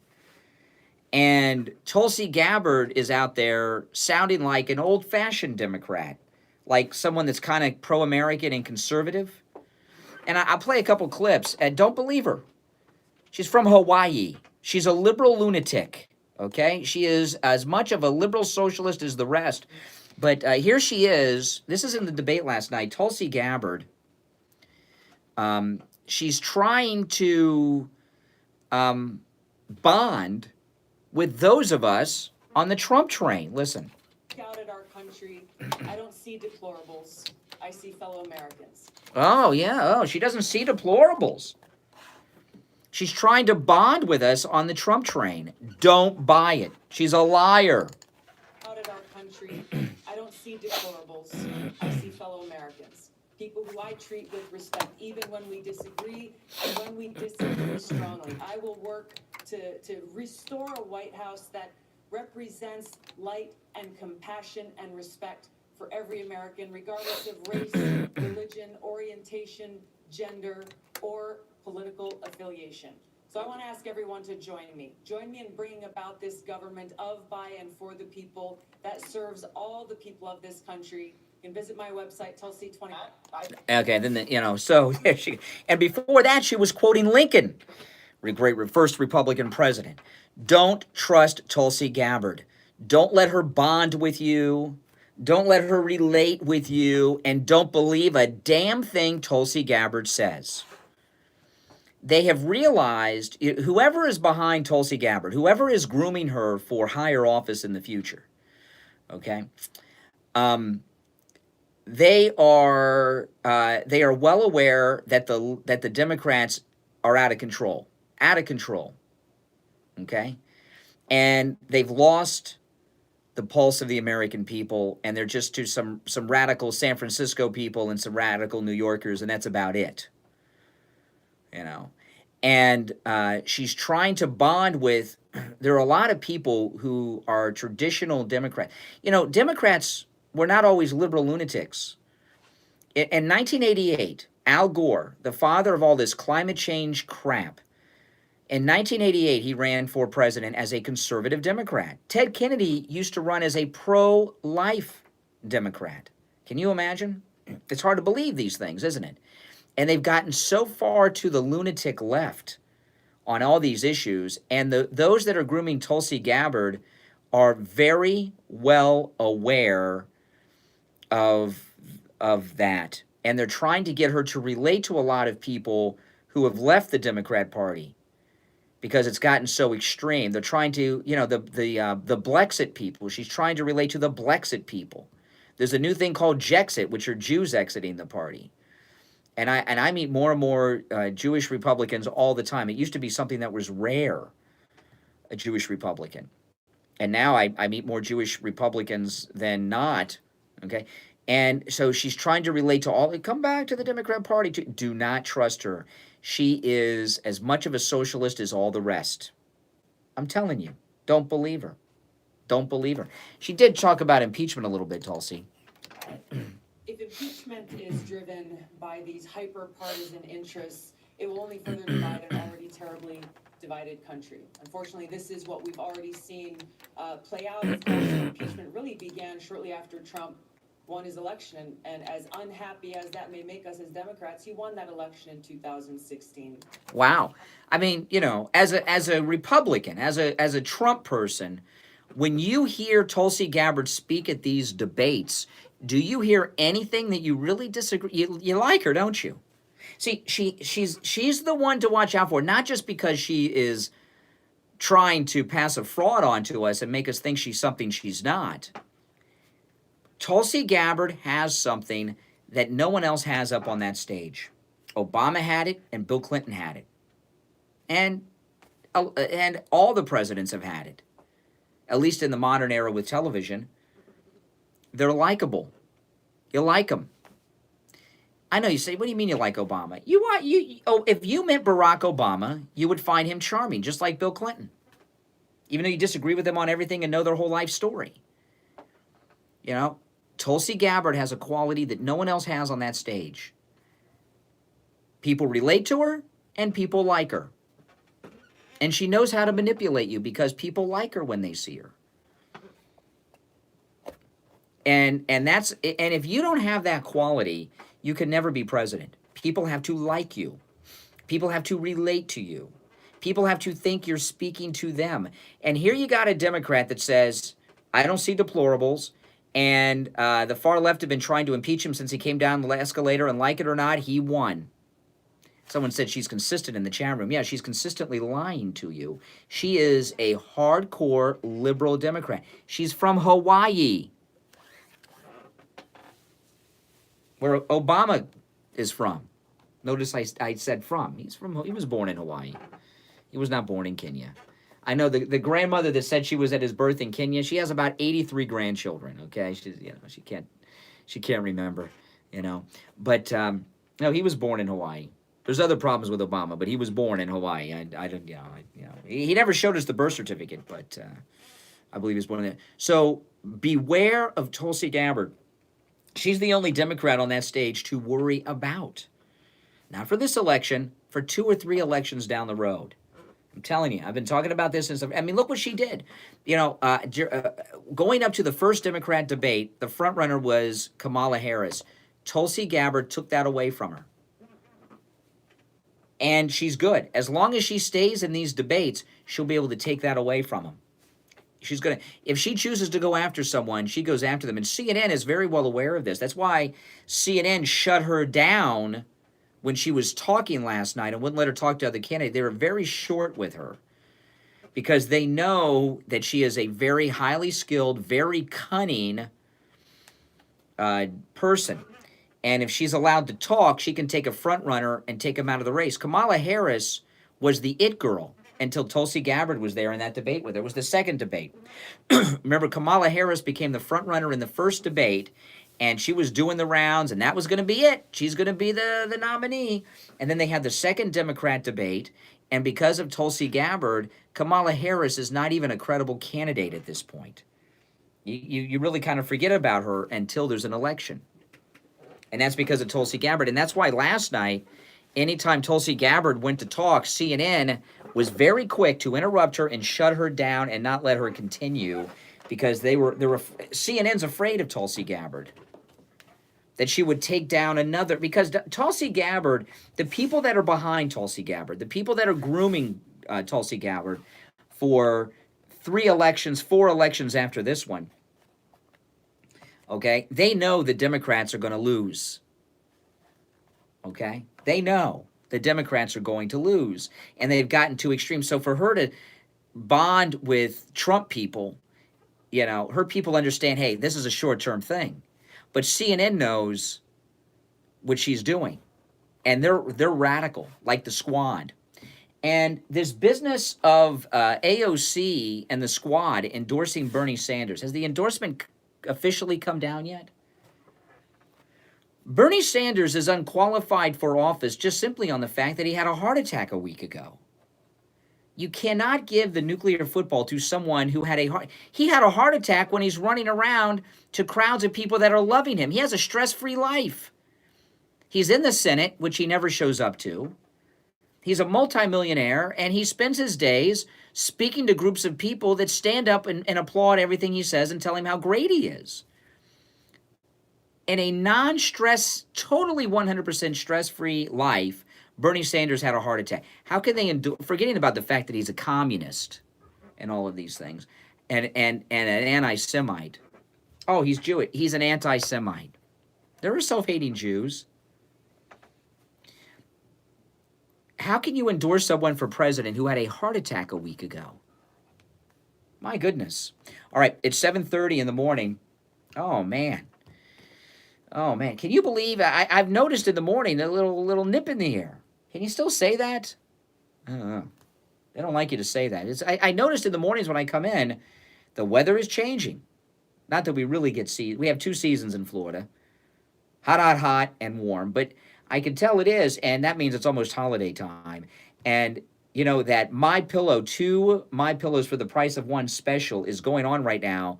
I don't know if that special will be available during the holiday shopping period. And I know my wife and I are buying for gifts MyPillows for people, and we're taking great advantage of the MyPillow 2-for-1 special, okay? And that 2-for-1 special at MyPillow is spectacular. When you use the promo code KANE, K-A-N-E, promo code KANE, K-A-N-E, you get 2 MyPillows for the price of 1 at MyPillow.com.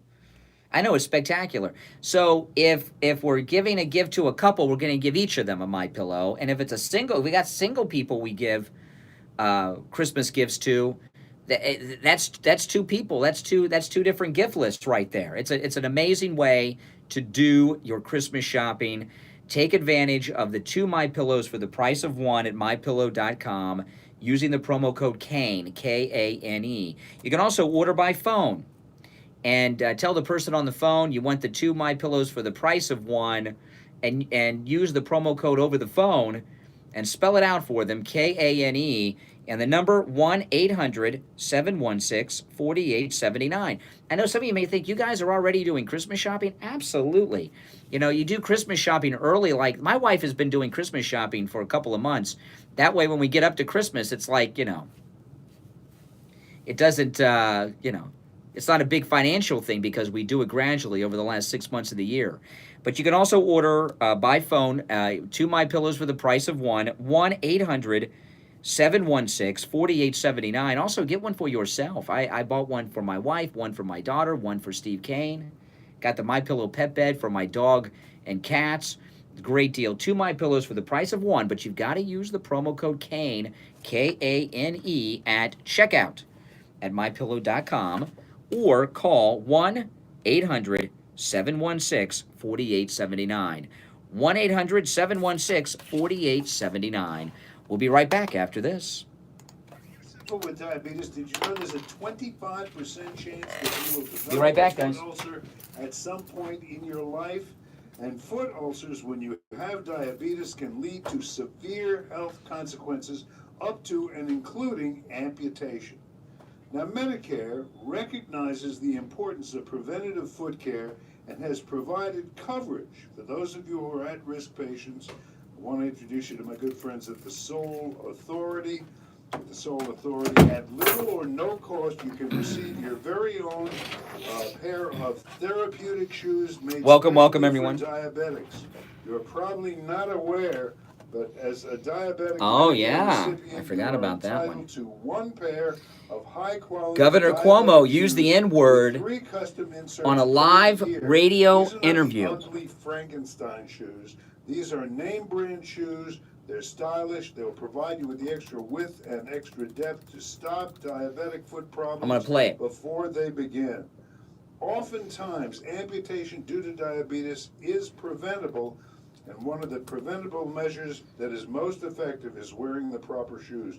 Call the Sole Authority at 954-597-7060 or online at thesoleauthority.com.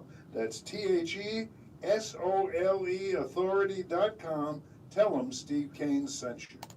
Attorney Barry Siegel invites Oh, you yeah. to his Medicaid and Revocable Living That's Trust right. workshop. It's crazy. Tuesday, October 29th at the Courtyard by Marriott in Boca. The first workshop is at 10. That's the Medicaid Planning Workshop, where you will learn how planning ahead can protect you from running out of money before you run out of life. You will learn how to avoid spending down your assets and avoid nursing home seizure of your assets, and much, much more. The Revocable Living Trust Workshop is at 2, where you will learn how to avoid losing an inheritance to predators like divorcing spouses, lawsuits, creditors, government agencies, and the IRS. The workshops are free, but seating is limited, so please call It's over for all of them. Siegel's office for a reservation. 1-855-FLA-ESTATE. 1-855-352-3782. The Courtyard by Marriott. Have any of you others gotten the iPhone 11 Pro?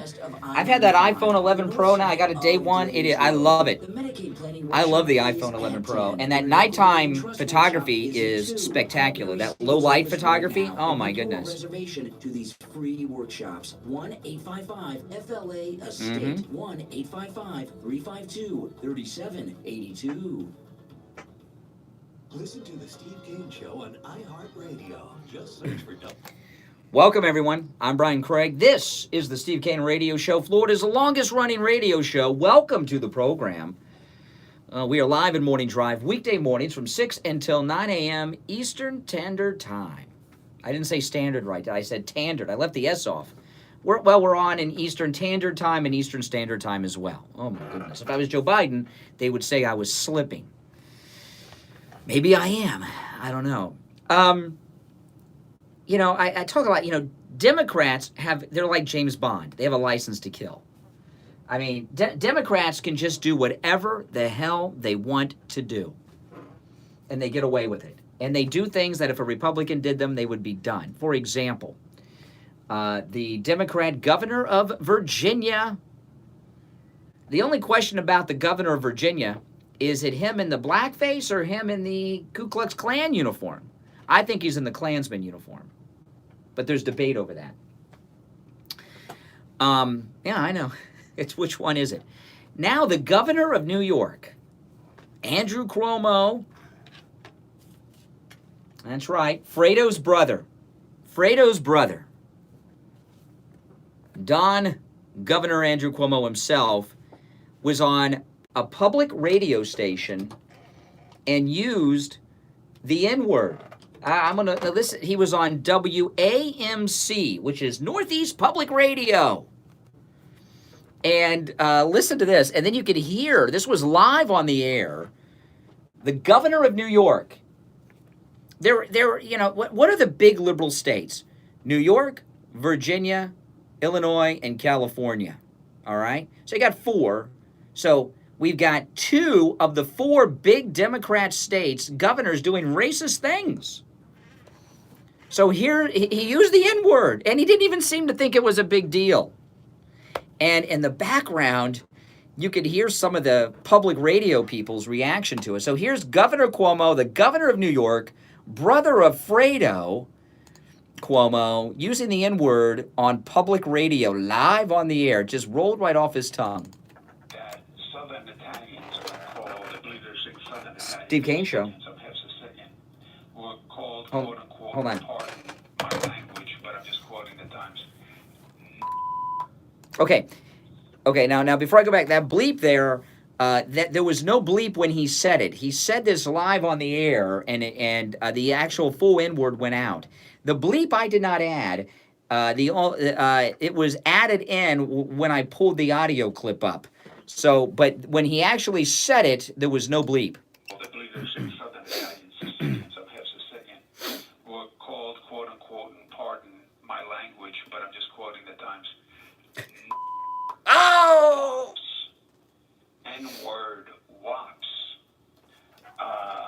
See, now, Fredo's brother here, Governor Cuomo, he caught himself there the second time, and he said N-word. He knew he screwed up, but he tries to turn it into a joke. Or called, quote unquote, and pardon my language, but I'm just quoting the Times. Oh! Wops. N-word wops. See, he tried to correct it, but too late, Governor Cuomo. As a derogatory comment.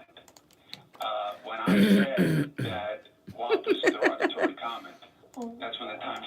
Okay, now, see, you can hear one of the public radio people, their mic is hot. They don't know their mic is on, and you can hear her saying, oh, my God. It's a girl. She's like, oh, we're going viral.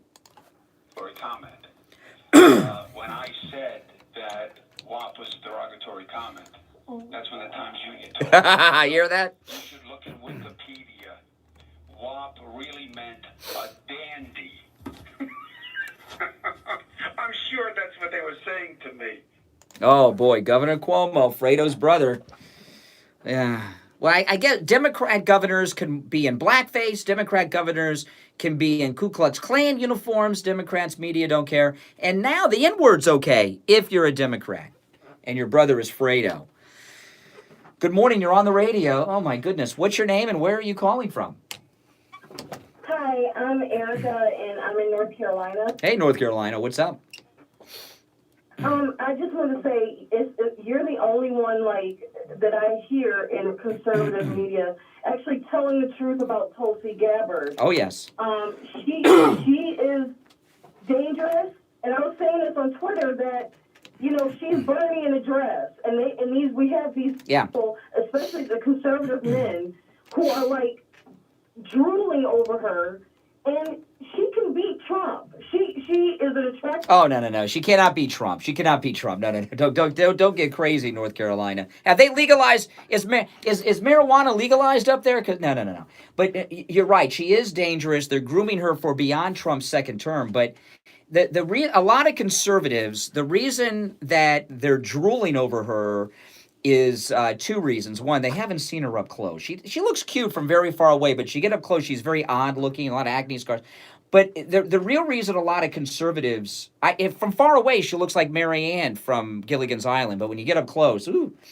But the reason that a lot of conservatives are drooling over Tulsi Gabbard is because she's has military experience. She's still in the Hawaiian National Guard. She just was on a deployment in Asia a few weeks ago. And a lot of conservatives, they're like groupies of the military. Like the cops and firefighters and UPS guys have groupies, and that's how it is. And because of that, she is very, very dangerous. She is Bernie, and I haven't seen her in a dress. She always wears slacks, but but you're right. She's Bernie Sanders with a vagina. And they're donating to her. They'll do let's donate to keep. These are people who want Trump elected who are saying donate to Tulsi. So they just need to be very angry to see that. That's right. Be Trump, but she'll come back around in 2024 or something. That's exactly right. How'd you find the show in North Carolina? YouTube. On YouTube. It popped up on my feed. Well, great. Well, thanks. Well, make sure you subscribe. For a while. Oh, okay, good. Well, make sure you subscribe on YouTube. Okay, thanks. All right, take care. North Carolina. A thing about North Carolina, this is a funny thing about Florida, because we're in Florida. If you're outside of Florida, you don't know. Up north, people move to Florida, right? You retire to Florida, you move to Florida.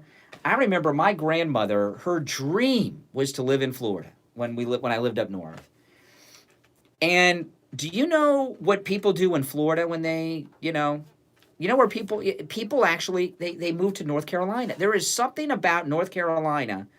Every cop I've ever known that retires or firefighter, they always retire for some reason to North Carolina. I don't get it. I mean, I like North Carolina. It's nothing wrong. I've been to North Carolina. Driven through it more than stayed there, because you got to drive there when you're driving up north. You go through North Carolina, but North Carolina. But Tulsi Gabbard is very, very dangerous. She is a complete fraud. Don't believe anything she says. And she is highly skilled. The way she handled Kamala Harris, she did it without even effort. She handled, Tulsi Gabbard, when she exposed in that second debate, she was really helping Biden. She's working with the establishment behind Biden, Tulsi Gabbard. When she took Kamala Harris from the Democrat frontrunner to being not even a credible candidate at this point, she did it without effort. It was like Donald Trump with Jeb in the debates last time. It really was. I don't think many people have picked up on that. I was reading this article. This is political correctness is always something in talk radio that we've been fighting against and arguing against. Political correctness has gotten so out of control in the entertainment industry. And I read this article that is in the Western Journal. And the Western Journal is a great conservative news source, by the way, westernjournal.com. I go there quite often, westernjournal.com. I don't think you've heard me mention them on the air, but I go there, I don't know, maybe not daily, but pretty close to daily, westernjournal.com. And they have an article based on a story from the Hollywood Reporter. Listen to this. According to the Hollywood Reporter, Disney is using a new artificial intelligence program that will prevent film and television work from perpetrating underrepresentation and stereotypes. Does that make sense to you? Underrepresentation and stereotypes. Now, there have been AI programs for a while that college professors use. When people turn in papers, they put the paper in a program to see if it's been plagiarized. They've had these plagiarism things. Now, Disney will be putting their television and movie scripts into this computer program to make sure that formerly disenfranchised groups, blacks, gays, transgenders, Hispanics, Latinos, Latino, whatever you want to call them, are not underrepresented. And they will also make sure that stereotypes, racial stereotypes, gender stereotypes are not in the scripts through this program.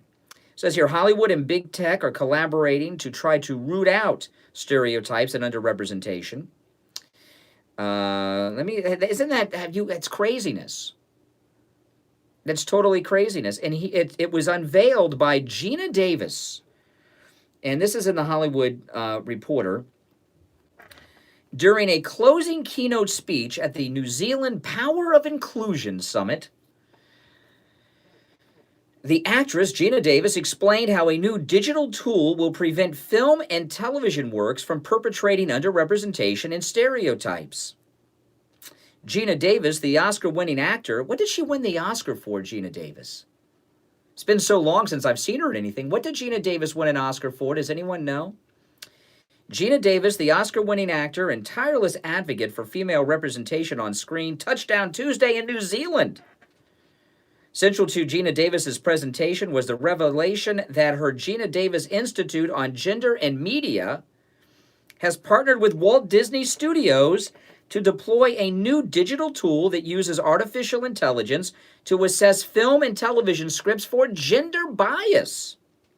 Named GDIQ, the new tool leverages patented machine learning technology developed at the University of Southern California School of Engineering to rapidly analyze the text of a script to determine its number of male and female characters and whether they are representative of the real population at large. Well, so they want to make sure that it doesn't overrepresent the general population. Well, I think if they did that with what they're going to find is that women and blacks and Hispanics are overrepresented. Last Thursday we were off. My wife was in the hospital getting her cardiac cath. I was talking about this last week. And while she was in the procedure, I was in the cardiac cath waiting room, and they had ABC on. and I saw for the first time in about 30 years Good Morning America. And there wasn't one white man on the Good Morning America panel. They had about 6, 7, 8 people up there, and they were black. There was a woman, white woman, Hispanic woman, black guy, black woman, Latina. There were no white guys there. So there's an overrepresentation of minorities according to the general population. I don't know what they'll do when it comes up with that. The technology can also discern the numbers of characters who are people of color. How does it do that? By stereotyping the names? The technology can discern the number of characters who are people of color, LGBTQI. Oh my goodness, they've added another letter. It used to be just LGBT, which sounded like a sandwich. Not one that I'm going to eat, I'll tell you that. Then they added Q for queer. What's I stand for? LGBTQI. The technology can discern the numbers of characters who are people of color, LGBTQI, possess disabilities, or belong to other groups typically underrepresented by Hollywood storytelling. I'm very proud to announce we have a brand new partnership with Walt Disney Studios using spell check for bias, Gina Davis said. They are our pilot partners, and we're going to collaborate with Disney over the next year using this tool to help their decision-making and identify opportunities to increase diversity and inclusion in the manuscripts they receive. We're very excited about the possibilities with this new technology, and we encourage everybody to get in touch with us to give it a try. So when they put in these scripts and find out that there's too many women and minorities and gays, what are they going to do then? If this technology does the right thing, it's going to determine there are too few white people and white men in particular, and as far as the representation. Are they going to correct that? Oh man, I'd love to see that. I would like to see them put a script in live and an unedited thing, and find out that they have too many gays, blacks, and Hispanics in their scripts. Because that's what it's going to find if the technology does what they say. But they're probably not going to show us that live because they don't want to see that. But really what they want to do is they want to discriminate against white heterosexual men, right? Okay, we're going to take our last break of the second hour. It's 9 minutes before 8. This is the Steve Kane Radio Show, Florida's longest running radio show on the radio since 1977. My name is Brian Craig, and we'll be back right after this. I want to tell you about Brighton Dental Care. I just had a lot of work done, and I avoided going to the ears because I was afraid of the cost. But I went to Brighton Dental for my free consultation. That's which, craziness. by the way, he offers to all Steve Kane listeners. I had 2 cavities. I needed a crown on top and a crown on the bottom. If I were worse, they would have put me down. So I scheduled my appointment for the next Saturday because Brighton Dental has Saturday appointments available, and they saved me a ton of money. And I will be a patient for life. Don't let cost stop you from taking care of your teeth. Brighton Dental gives Steve Kane listeners incredible discounts on all dental procedures, just like they gave me. Prices are so reasonable, you don't have to worry about the cost. So call Brighton Dental today at 954-922-4633. That's 954-922-4633. Stop paying an outrageous fortune for your tires. Go easy on your budget and buy your tires at Friendly Tire of Margate, where they have all the major name brand tires like Goodyear and Firestone at discount price. Friendly Tire, just $75 a tire. Tires Friendly Tire, only $65. That's more than a 50% savings. Sarah's not leaving. The door and not going anywhere. road. Free mounting and balancing and no added charges. Friendly Tire have a great selection of used tires too at $30 for most sizes. Call my good buddy Mike at Friendly Tire. Tell him what you drive, and he will give you a great low price right over the phone. Steve Kane Show. 954-977-9445. 954-977-9445. Online, friendlytire.net. Seniors, open enrollment is here. This is the one time of year you can make changes to your Medicare plan. Call Debbie at I Will Advisors. 954-753-8080. 954-753-8080. And have her review your Medicare plan. 954-753-8080. Listen to the Steve Kane Show on radio. All right, welcome back. I'm Brian Craig. This is the Steve Kane Radio Show. All right, welcome back. I'm Brian Craig. This is the Steve Kane Radio Show. You know, Kamala Harris in this terminally boring Democrat debate last night, a Democrat debate without for President of the United States without a single American flag on the stage. Although CNN's colors are red, white, and blue, because they want you to think that they're pro-American. But Kamala Harris said last night, women have been given... Let me see if I can play the clip. I wasn't going to play the clip, but I think I'll play it. Hold on, let me play it. Senator Harris thanked the man what to do with his body, and the answer was no. Okay, now before I play this whole thing... The answer was no. Okay, now before I play this whole thing, she just says there in the beginning, no one tells a man what to do with their body. How many of you guys have been rejected trying to pick up a woman? It seems that women, decide these things, and men spend their entire lives being told by women what to do with their body, and usually the answer is no for most guys, isn't it? So they're always tough. But anyway, let's get back to this. Kamala Harris. What to do with his body, and the answer was no. The reality of it is, this is still a fundamental issue of justice for women in America.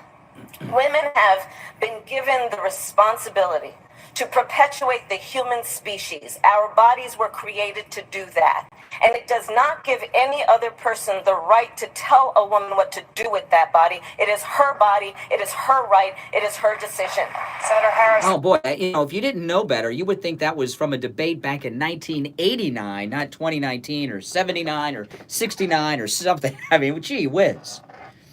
But it seems that women are always telling men what to do with their body because men want to have sex all the time and women keep saying no. But now this is an interesting thing here. She says women are here to, what were her exact words, Ms. Kamala Harris? Our bodies were created to perpetrate. I'm getting hypnotized. Women have been given the responsibility to perpetuate the human species. You see, Biden misspoke last night. They're trying to do elder and say Alzheimer's. I misspeak all the time. When you're live, you misspeak. Is Kamala Harris saying sex is just for conception? Sounds like she has a very extreme Catholic Church position. Is she saying that sex is only for reproductive purposes? Because that's what it sounds like for me. And by the way, men's bodies are here to do the same thing. How are you women getting pregnant without a man being involved at some point in the process? Right? You have the egg, the men have the seed. Right? You got to fertilize that egg. Can't fertilize the egg without the man at some point in the process. So I don't know what Kamala Harris is talking about with these arguments from the 1970s. Good morning. You're on the radio. Yeah, Brian, good morning. Yeah. Richie. That's hard to recognize. You're so tired. Well, I'm up in New York. Oh, okay. Same time zone. Real quick. She's supposed to be a lawyer. She doesn't know what she's talking about. Because if you were to say, I'm going to kill myself, they correct you. Yes. The law. I have to talk to you about Biden. I would rather talk to you. I would rather talk just a little bit because I want to get a message from you on it, but I want to do it when you're awake. But well, no. But I want to be able to do that when your voice is at its normal, obnoxious self, so I can use it in a commercial. Okay. Yeah. The way, he's right. He's right with what he said, and he shouldn't be condemned.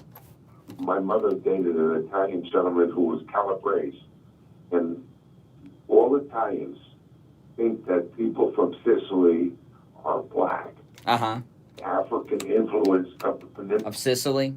The bottom line is that most Italians will call Sicilians black. Yeah, but listen, if the Republican governor of Florida, Ron DeSantis, in that same context had used the N-word, he'd be done. Okay, he'd be done. Here you've got Fredo's brother, the Democrat governor of New York. He used the N-word on public radio, and the Democrats have decided, Richie, that white people are not permitted to use the N-word, and he did it.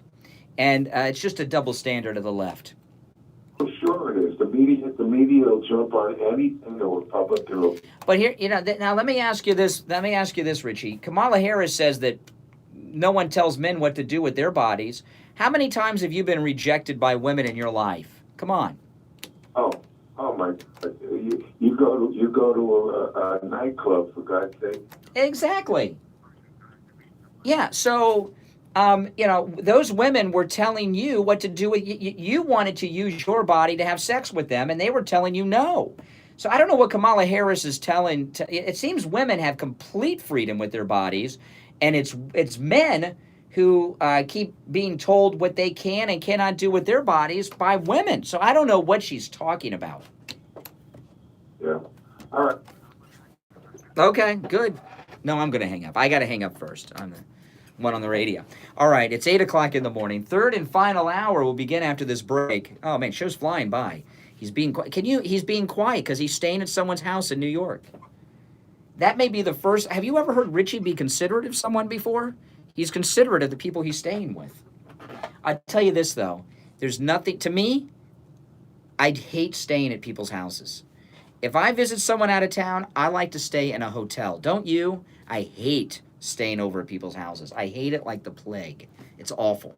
It's awful. I mean, look at how it's changed Richie's behavior. He's actually got to be quiet. I've never heard him talk that way before. Oh, man. All right, my name is Brian Craig. This is the Steve Kane Radio Show, Florida's longest-running radio show on the radio since 1977. That's right. We'll be right back. Don't go anywhere. Is WWNN Pompano Beach and 95.3 FM W237BD Boca Raton, the Health and Wealth Radio Network.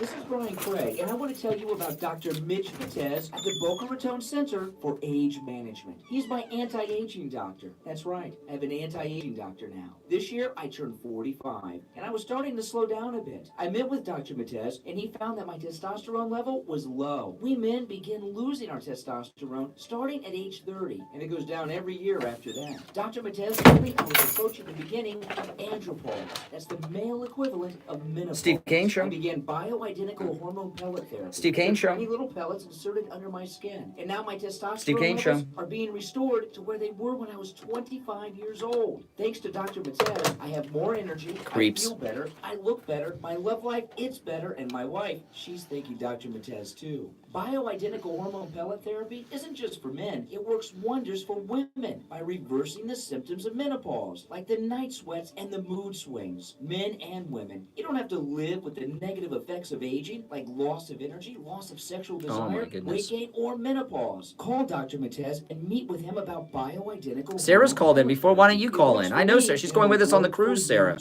He's located in Boca, and his website is hormonetherapybocaraton.com. Or give him a call, 561-953-5490. 561-953-5490. And tell him Brian Craig sent you. Seniors, open enrollment is here. This is the one time of year you can make changes to your Medicare plan. Call Debbie at I Will Advisors, 954-753-8080, 954-753-8080, and have her review your Medicare Steve plan. Kane Show. 954-753-8080. Hey, PJ. Plus tax title includes $8.99 dealer fee approved. Credit offers end 11/10/19. Over 1,500 Toyotas are on the ground, and truckloads of new 2020 Toyotas just keep on coming. To eliminate all all 2019 models. Toyota of Hollywood is holding the ultimate 2019 model year changeover event. Make us an offer, any offer, and you can buy a Toyota at up to 50% less than their original MSRP when you unused. 50% less. A pre-owned 2019 RAV4, not $30,000, $19,775. A pre-owned 2019 Camry LE, Welcome, everyone. $18,775. A pre-owned 2019 Corolla LE, not $22,000, $13,775. Pay up to 50% less at Toyota of Hollywood, the #1 volume Toyota dealer, based on total retail sales of new Toyotas in the Southeast region for 2014 to 2018 per SET, on 441 between Hollywood Boulevard and Sheridan Street. Open till midnight. This is Roger Simon, reverse mortgage specialist at South Florida's Choice Mortgage Bank. I've found that reverse mortgages can be a very valuable financial vehicle for seniors. I truly change their lives for the better. In fact, I have a reverse mortgage myself, and it's certainly improved my life. Everyone's situation, of course, is different, but I've found over and over that a reverse mortgage can solve many of a senior's financial problems. It's a valuable tool to allow you to age in place. And if you're a senior like me, that's a primary goal. By aging in place, I mean that you're financially able to stay in the home you love for the rest of your life. So if you own your home, with or without a mortgage, if you want to know how a reverse mortgage can change your life by giving you the financial freedom you need, find out how by giving me a call anytime at 561-441-2730. That's 561-441-2730. I look forward to hearing from you. Rates and terms subject to change daily without notice. Equal housing lender, NMLS. You know what you do? You go in there. Attorney They got the Barry list. Siegel invites you to his Medicaid They got the list, and you get those cases. workshops Tuesday. Kathy does hers a week at a time. By Marriott in Boca. The first workshop is at 10. That's the Medicaid. You seem better today than yesterday. You will learn how planning ahead protects you from running out of money. All right, let's You not talk too soon. will learn how to avoid spending down. I can tell by your voice. Avoid nursing home seizure of your assets and much more. The Revocable Living Trust Workshop is at 2, where you will learn how to avoid losing an inheritance. God, there's to always a little creditors spark like there when the divorcing mic goes on, spouses, I guess. lawsuits, creditors, government agencies, and the IRS. Yeah. The workshops are free, but seating is limited. So please call Attorney Barry Siegel's office for a reservation. get back into the presidential I will. We'll take a call or two, and then this new phone system, I hate it. I might look into changing it. Just west of I-95 on the north side of Glades Road. The Medicaid Planning Workshop is at 10. The Revocable Living Trust Workshop is at 2. Call Barry Siegel's We won't know office till he starts talking if he make feels your better. reservation to these free workshops. That happens. 855 FLA Estate. Being on the air sick sucks. 352-3780. It's awful, but sometimes you gotta do it. How many times you go to work sick? You gotta go to work sick? With staff, management, or sponsors. The Steve Kane Show is live in Morning Drive, 6 till 9 a.m. weekdays, and overnight That's true. midnight till 6 a.m., 7 nights a week. All right. Third hour has begun. I'm Brian. This is the Steve Kane Show. Steve just joining us. We're going to go to the phones. We've been talking about a lot of things today, including the most terminally boring presidential debate I've ever seen. And also, I don't think you're plugged in there. And also, no American flags on stage. They don't want to. I guess they don't want to show that they have any bias towards America. All right, PJ, you're on the radio. Hi. By the way, you were talking about why you were wondering why Dana Bash has a bodyguard inside the CNN. Well, let me give background on that because I was talking about that early on in the show, and then give your comment.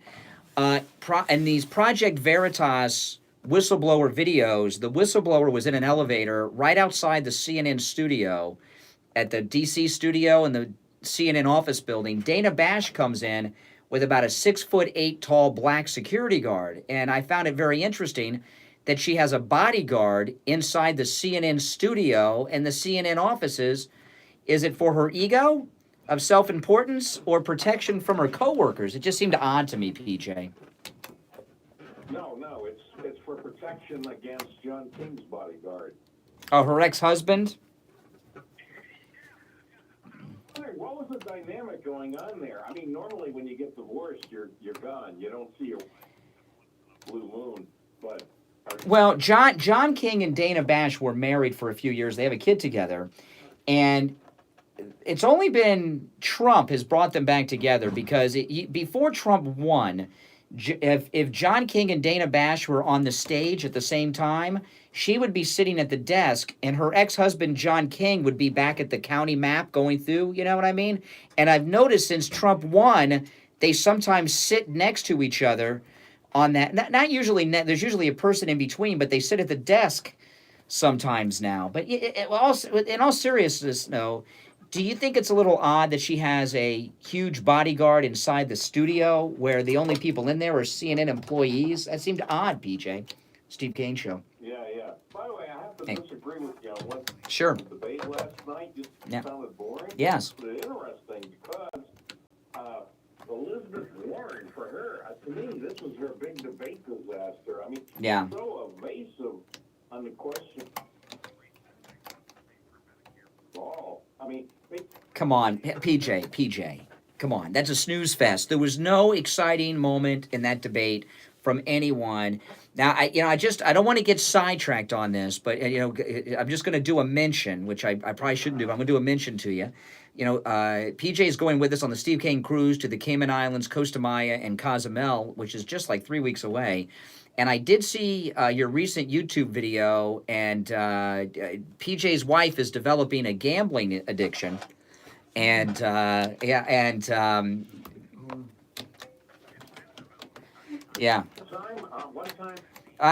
into the stories, but because Steve will kill me. But we'll talk about it on the cruise. But PJ's wife's she can't leave the slot machines. It's like she's chained to the slot machines. But you've got you've got the right thing to do. You do the right thing when you get out of there. You cash out and get out. But your wife just doesn't seem to have that ability. All right, PJ, I'll see you on the cruise. All right. All right. Okay. All right. Steve's joining. Hopefully you're feeling better today. I'm okay. You look better. You look better today than yesterday. I'm okay. Yesterday you look like hell. Today you look all right. Yeah. Thank you. Which is not all the way well, but you look better today. Let's see if I sound all right. Your voice sounds better than yesterday. What did you think of the debate last Well, like I said, terminally boring. I mean, Terminal. How did they put together such a collection of losers on one stage? Oh, they can't even beat each One other. is worse than the next. There wasn't even a moment where somebody moved up. I mean, they couldn't even beat each other. It just basically was a draw. So how can they beat Trump if they can't beat each other? I think that's right? Oh my, you sound better too. So you're getting over whatever was you got going on. Yeah. You want to take another call? Yeah. All right. You're on the radio. Good morning. I just wanted to say that there was something on the internet I've heard it a while ago about Tulsi Gabbard being a member of the Council on Foreign Relations, and she's a real globalist. Yeah. So you're right. You have to really watch this one. I don't really trust her. I've heard there's this other guy that I followed. Sometimes his name is Jonathan Gillum. He sometimes goes on Newsmax, and when he warned everybody about this one. Well, the thing about her, you don't have to worry about her for this election. You have to worry about her for 2 or 3 presidential elections from now. And let me play that. Don't go anywhere. Let me play these. Well, don't forget the other thing, because let's stick with Tulsi. Okay, I want to play these 2 clips from last night with Tulsi Gabbard. And don't forget. By the way, what's your name? I'm sorry. Oh, you called yesterday. Okay, well, hold on, Amy. Hold on. Last night, I started to pull up clips of the Democrat debate, and I found myself being bored and hypnotized. And I said, I can't play these for the radio audience. It's morning drive.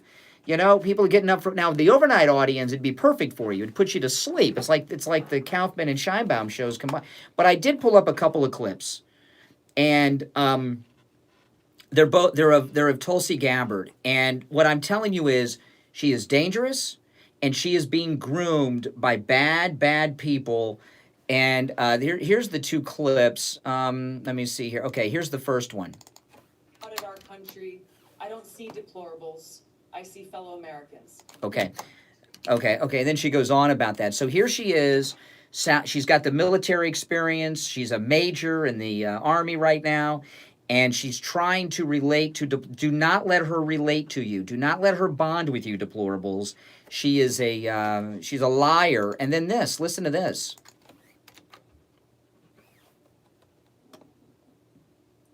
I don't know why that one's not playing. I played it earlier. Hold on. Why is that not playing? I played that earlier on the show. Are they getting involved in our broadcast here? What's going on? Oh, my goodness. They're coming after us, man, because I played this clip earlier. I played this on the air earlier. See the powers that see. She is so well being groomed that apparently they're messing around with my audio sound bites here, because I played that one already on the show. But the clip I was going to play, I'll get it before the end of the show maybe. But she said, like it or, this talk of impeachment began when Donald Trump won the election. And like it or not, he won the last election, she said. This is she's not running this time. She's running 2 or 3 elections from now. And I'm telling you, she's a complete fraud. She is a globalist, and she is as socialist as Bernie Sanders and Elizabeth Warren. And just because she's been in the service and she's a major and she's been in a combat zone, She has nice legs. she always, I've not seen her legs, but she is a fraud. Anyway, what was your second point, Amy?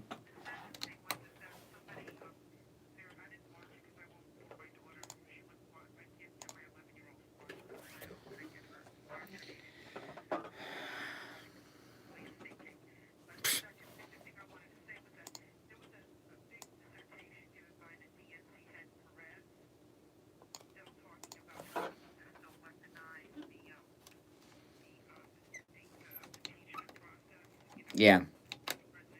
Yeah. Well, so that's interesting. So Perez, he has knowledge that the president is being spied upon. So that's interesting. He wants to keep it going.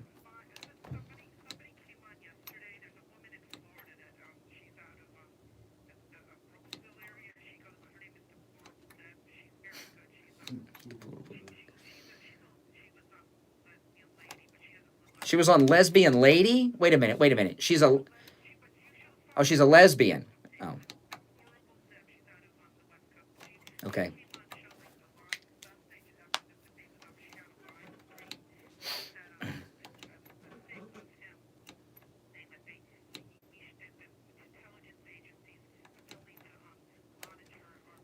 Oh, isn't that nice? That's nice.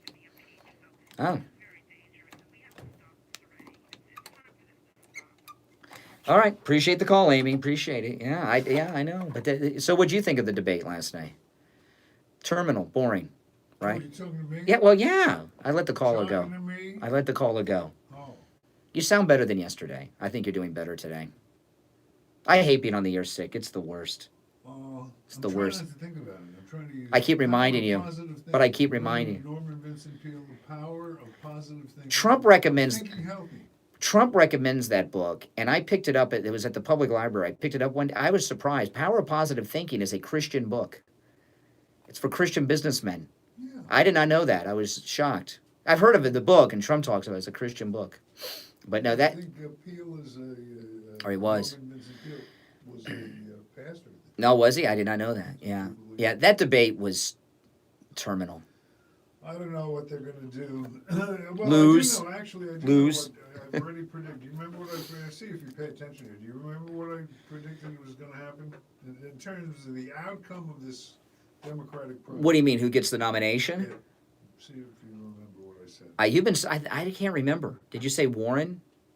Who did you say is going to get it? I don't remember. It's going to be none of the above. None of this. Oh, yeah. That's right. I remember now. It is going to be somebody like a Bloomberg type or something like that that's going to come in at the last. Well, I don't think it's going to be the governor of New York, since he said the N-word on public radio. We used to have big controversies about that.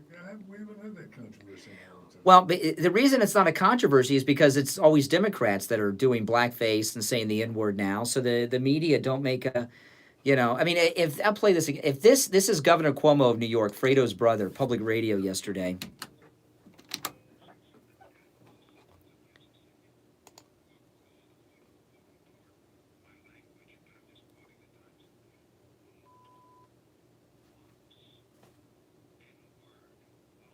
Okay, and he tried to do a correction there. The bleep I did not add. The bleep, I got that out of a news story, and the news organization put the bleep in. I couldn't find it without the bleep, but that was public radio yesterday. So blown out of proportion, and they're giving that word such power and making such a big Yeah. thing of it. It's ridiculous. But he's a Democrat. Democrats have laid out this standard that it's, you're done if you use the word and you're not black. And when their people are in Klansman uniforms, blackface, using the word, the N word, they free pass. Has that thing disappeared or just disappeared for the moment? The Klansman governor, The governor, yeah. Northam, disappeared. There are a couple of them down there. Well, Klan situations. There was a second one. I don't remember what it was, but the governor of Virginia, the only question with him is he in blackface or the Klansman uniform?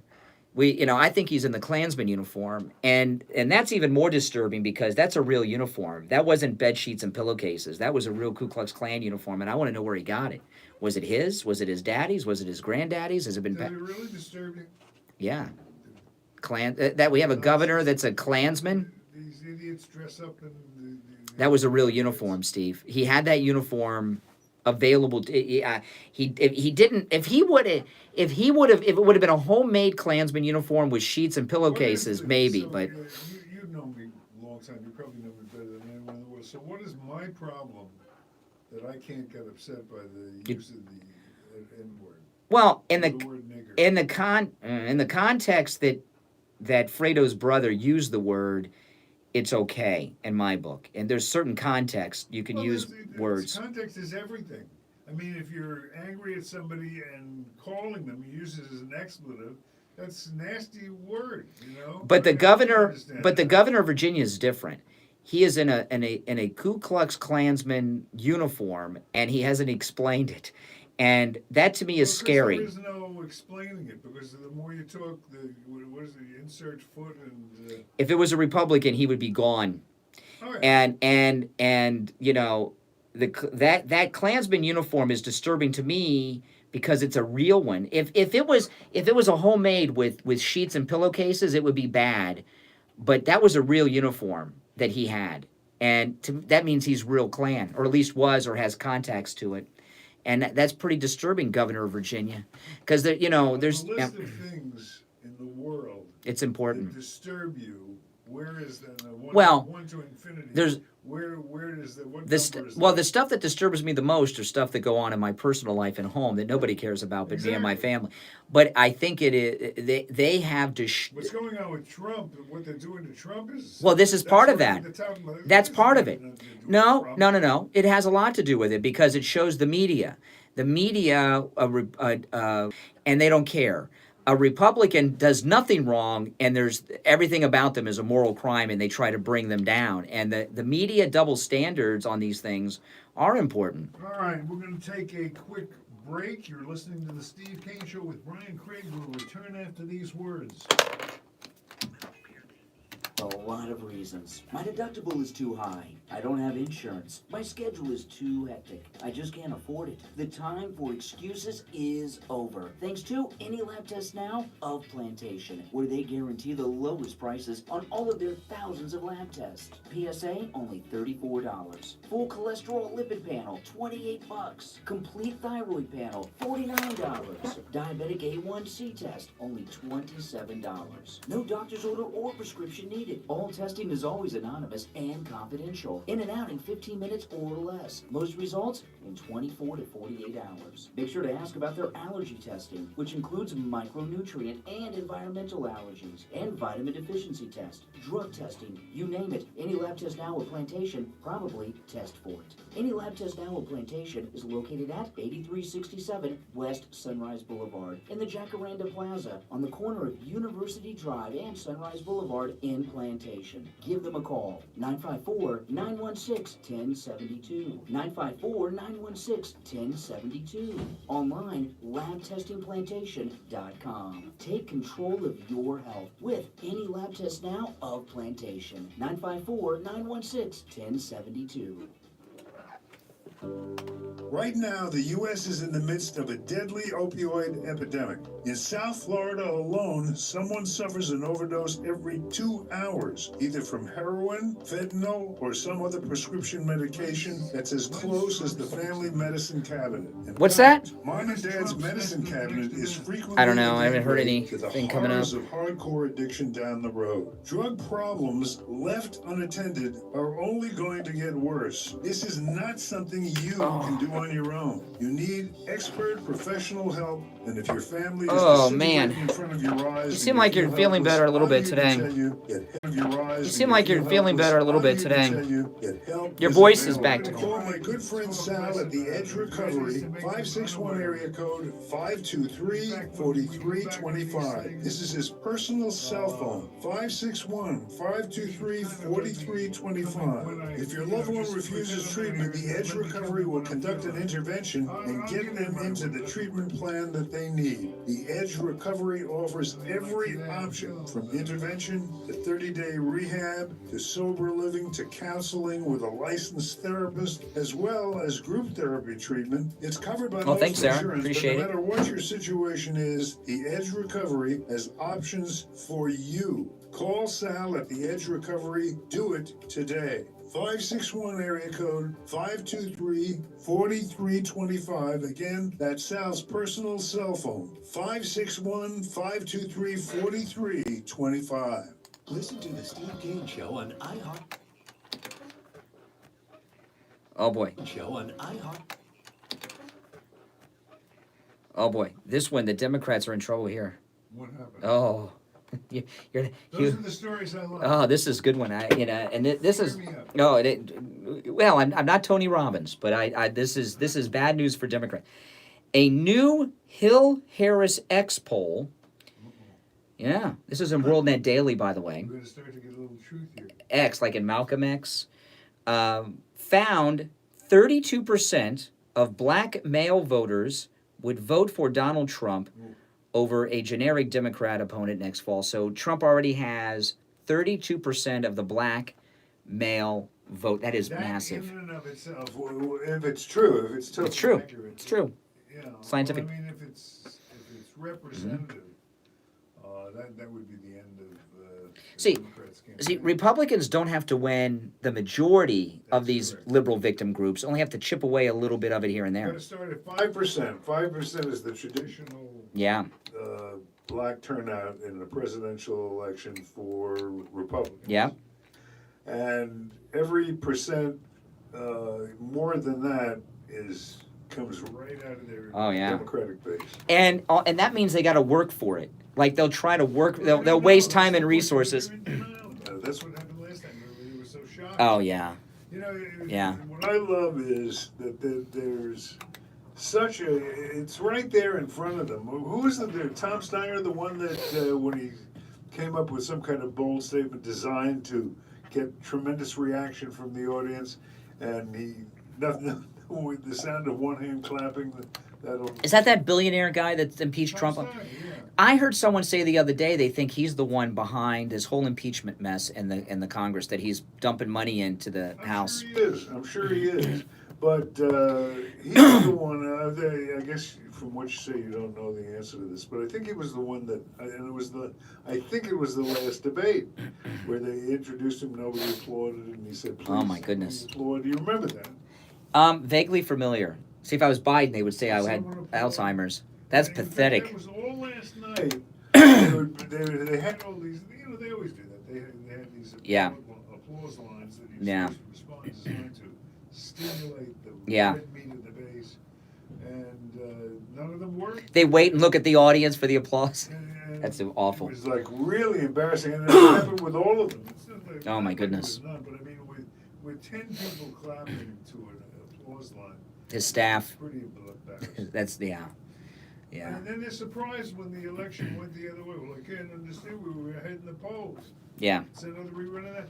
I mean, it's that old story of don't believe your lying eyes. Yeah. I mean, you sit there and you watch a Trump rally. They're inside the hall. They're outside the hall. They're on the chandeliers of the halls. Everybody's yelling. Everybody's screaming. Everybody's exciting. There's a disgruntled band of anti-Trump people, little groups, but nothing significant. And then they wonder why all of a sudden, the day after the election, they lost. And Yeah. It comes as such a shock. If there was mass support, yeah. When you think about the reactions that they're getting in this preliminary phase of the election, at rallies and at personal appearances, Yeah.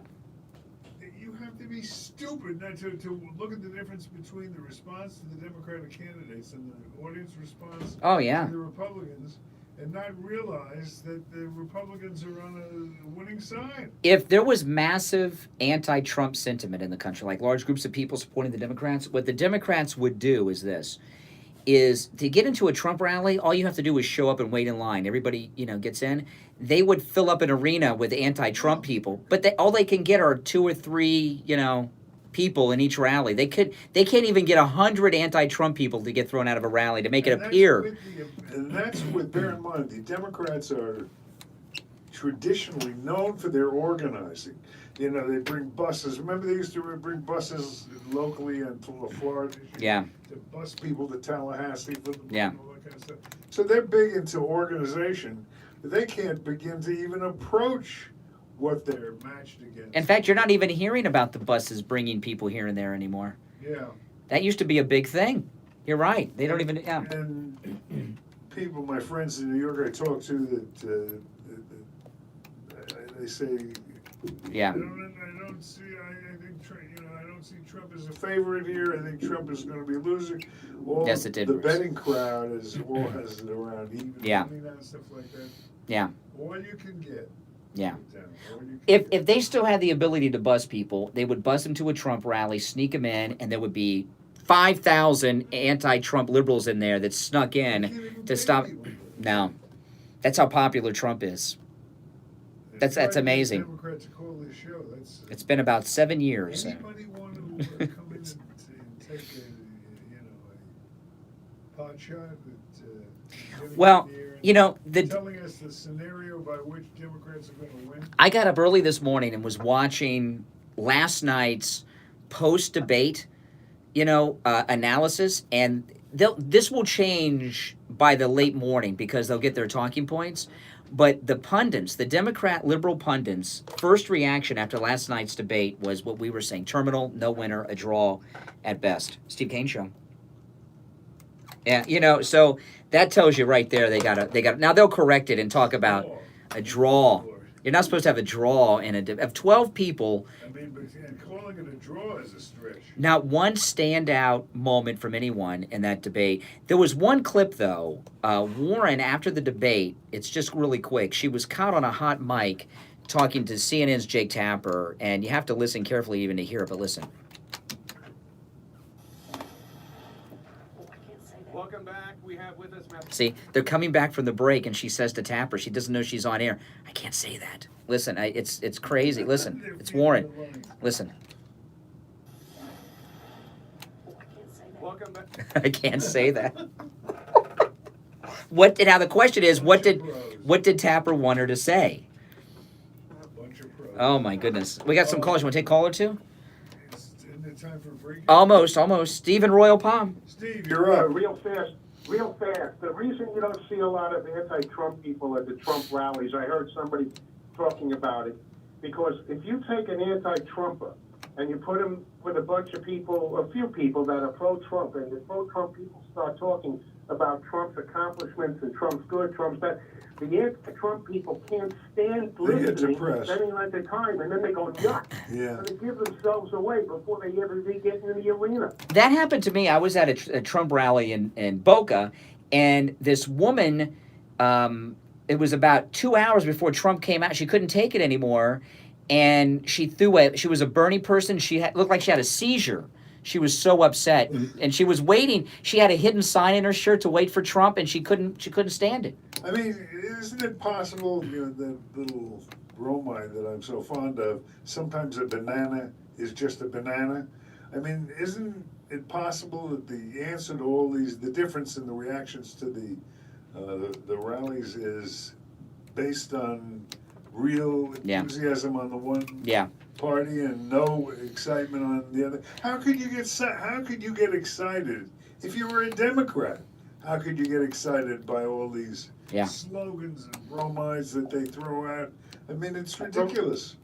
That's why I tell anybody who's never been personally at a Trump rally, I don't care where the rally is, the other side of the country, you need to go to a Trump rally and feel it. It's not just... See. people as opposed to Democrats, where I think they're mentally and physically dead. So that's why their rallies. Well, it's because deep down, the answer is very simple. I think the answer is very simple. Underneath it all, when truth be known, they understand the truth, where they're really at in this race. They don't want to deal with it. They're in denial. But deep down, a little voice is telling them to get ready for another night like election night 4 years ago or 3 years ago, whatever. Steve, thanks for your call. Thanks for your call. We'll call again. And we'll be back right after this. Attorney Barry Siegel invites you to his Medicaid and Revocable Living Trust workshops Tuesday, October 29th at the Courtyard by Marriott in Boca. The first workshop is at 10. That's the Medicaid Planning Workshop, where you will learn how planning ahead can protect you from running out of money before you run out of life. You will learn how to avoid spending down your assets and avoid nursing home seizure of your assets, and much, much more. The Revocable Living Trust workshop is at 2, where you will learn how to avoid losing an inheritance to predators like divorcing spouses, lawsuits, creditors, government agencies, and the IRS. The workshops are free, but seating is limited, so please call Attorney Barry Siegel's office for a reservation. 1-855-FLA-ESTATE. 1-855-352-3782. The Courtyard by Marriott is on Glades Road in Boca, just west of I-95, on the north side of Glades Road. The Medicaid Planning Workshop is at 10. The Revocable Living Trust Workshop is at 2. Call Barry Siegel's office right now and make your reservation to these free workshops. 1-855-FLA-ESTATE. 1-855-352-3782. If you suffer with diabetes, did you know there's a 25% chance that you will develop a foot ulcer at some point in your life? And foot ulcers, when you have diabetes, can lead to severe health consequences, up to and including amputation. Now, Medicare recognizes the importance of preventative foot care and has provided coverage for those of you who are at-risk patients. I want to introduce you to my good friends at the Soul Authority. This break's probably too long for it. No cost, you can receive your very own No. pair of therapeutic shoes made Not yet. specially for diabetics. You're Maybe. probably not aware, but as a diabetic Medicare recipient, you are entitled to one pair of high-quality diabetic shoes with 3 custom inserts per year. These are not the ugly Frankenstein shoes. These are name-brand shoes. They're stylish. They'll provide you with the extra width and extra depth to stop diabetic foot problems before they begin. Oftentimes, amputation due to diabetes is preventable, and one of the preventable measures that is most effective is wearing the proper shoes. Call the Soul Authority at 954-597-7060 or online at thesouleauthority.com.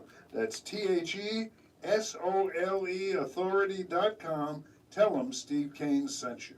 Listen to the Steve Kane Show on iHeartRadio. Just search for W. Oh, man.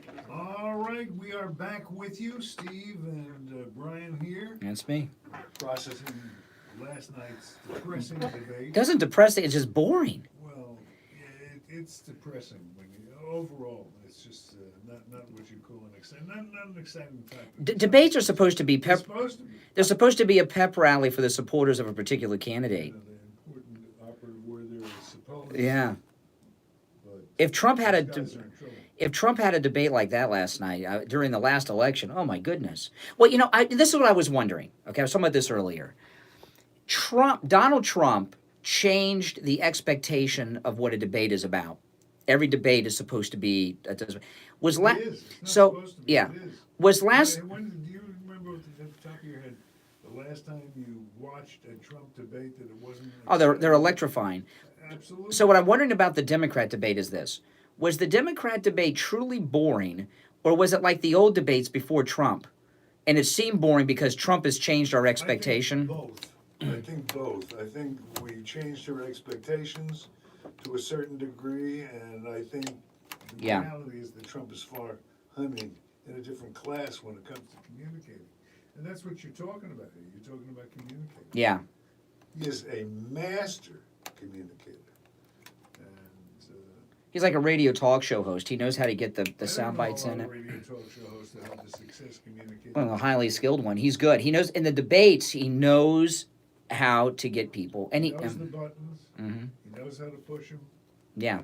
He knows how to go right up to the line. And you know what? Going over it. These Democrats, other than Tulsi Gabbard, but the Democrats, they have not learned from Donald Trump. Donald Trump, he was front runner from day one. He was always front runner, but he took each debate. He targeted a person, whoever was the number two at that particular moment. He would target them, and then Seemed to be the biggest threat. yeah, and these Democrats are afraid of really going after one another. They'll say something here and there, but they're really, other than Tulsi Gabbard, who's done it, because Kamala Harris was the front runner after the first debate.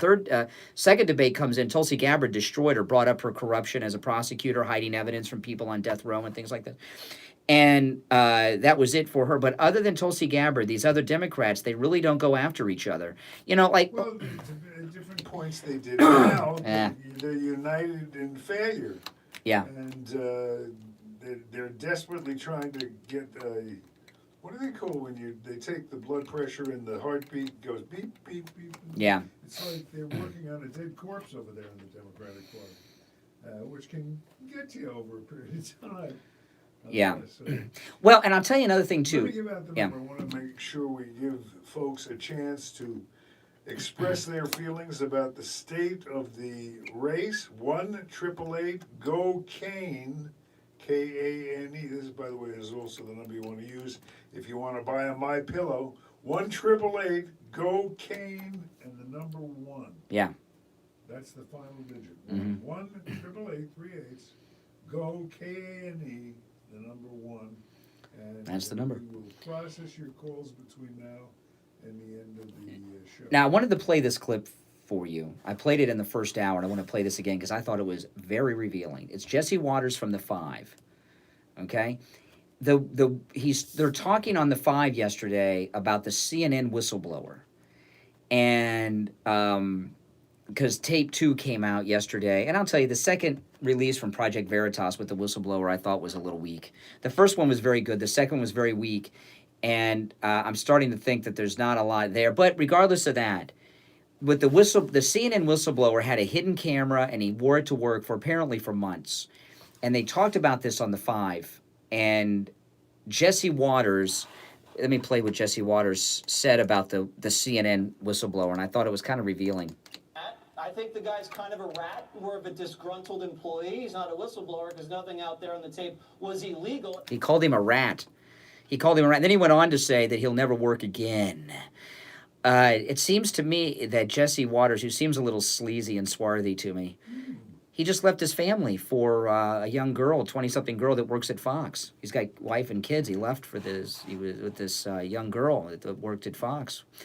This was recent, last few months. He called the whistleblower a rat. I mean, yeah, that seems a little harsh.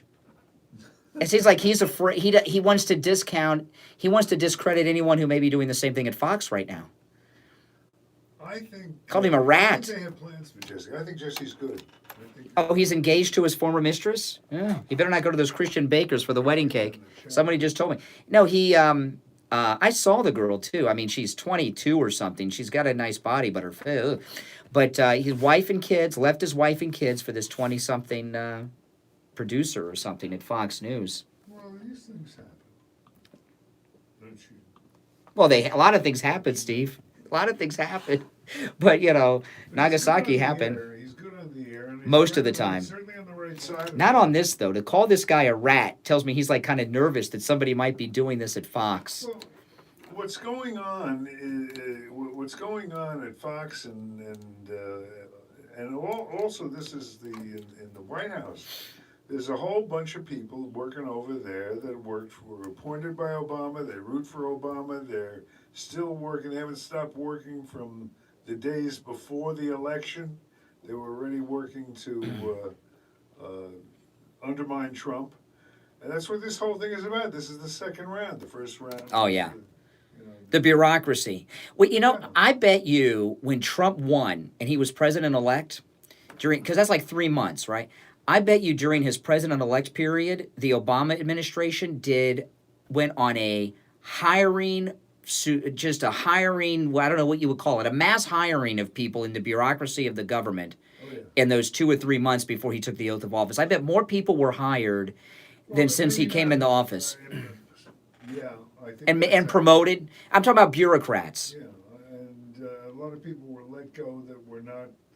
And they refilled those Obama slots real picked quick. The people who were loyal to him, and that's what's going on here. It's been going on since the first days, and we wonder why we can't get things running smoothly. It's because half the people up there are trying to undermine Trump and everything he's trying to do. You think Jesse Waters might be paranoid, calling the whistleblower a rat?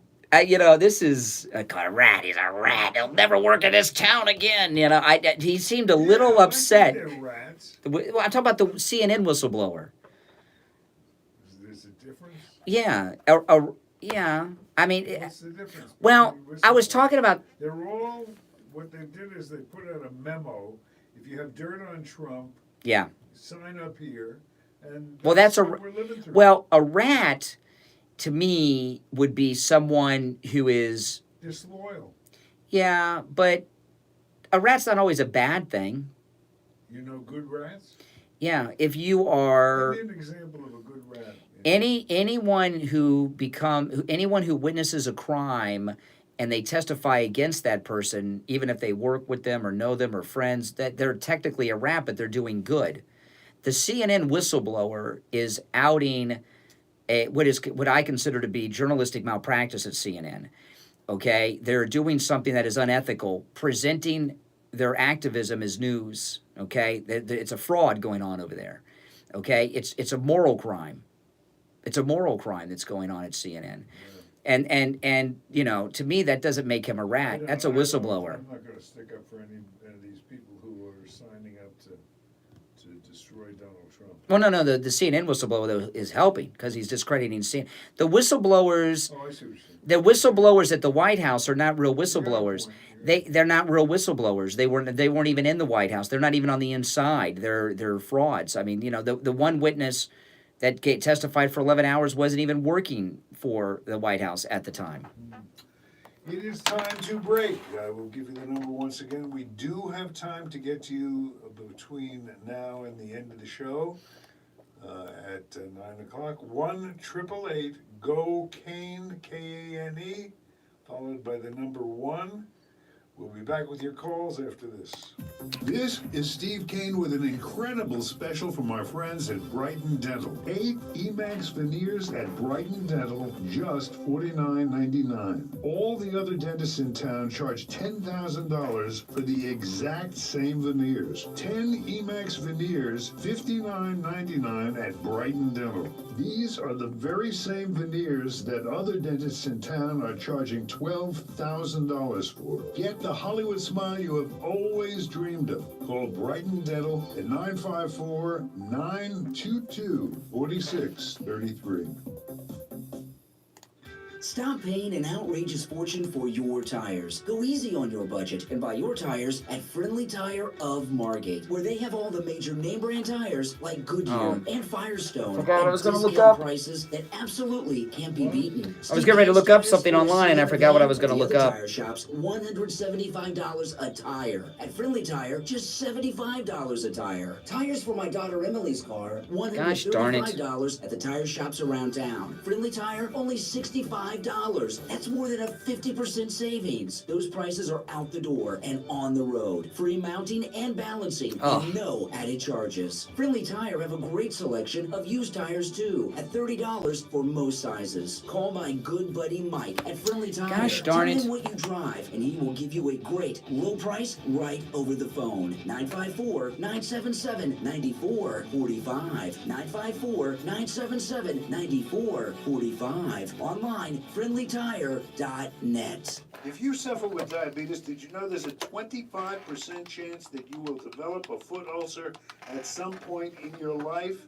And foot ulcers, when you have diabetes, can lead to severe health consequences up to and including amputation. Now, Medicare it's killing me. recognizes the importance I just had of something on my mind to foot bring up to you care after the break, and I has forgot what it provided was. coverage for For those of I you forgot who are what it was. at-risk patients, I want to introduce you to my good friends at the Soul Shoot. Authority.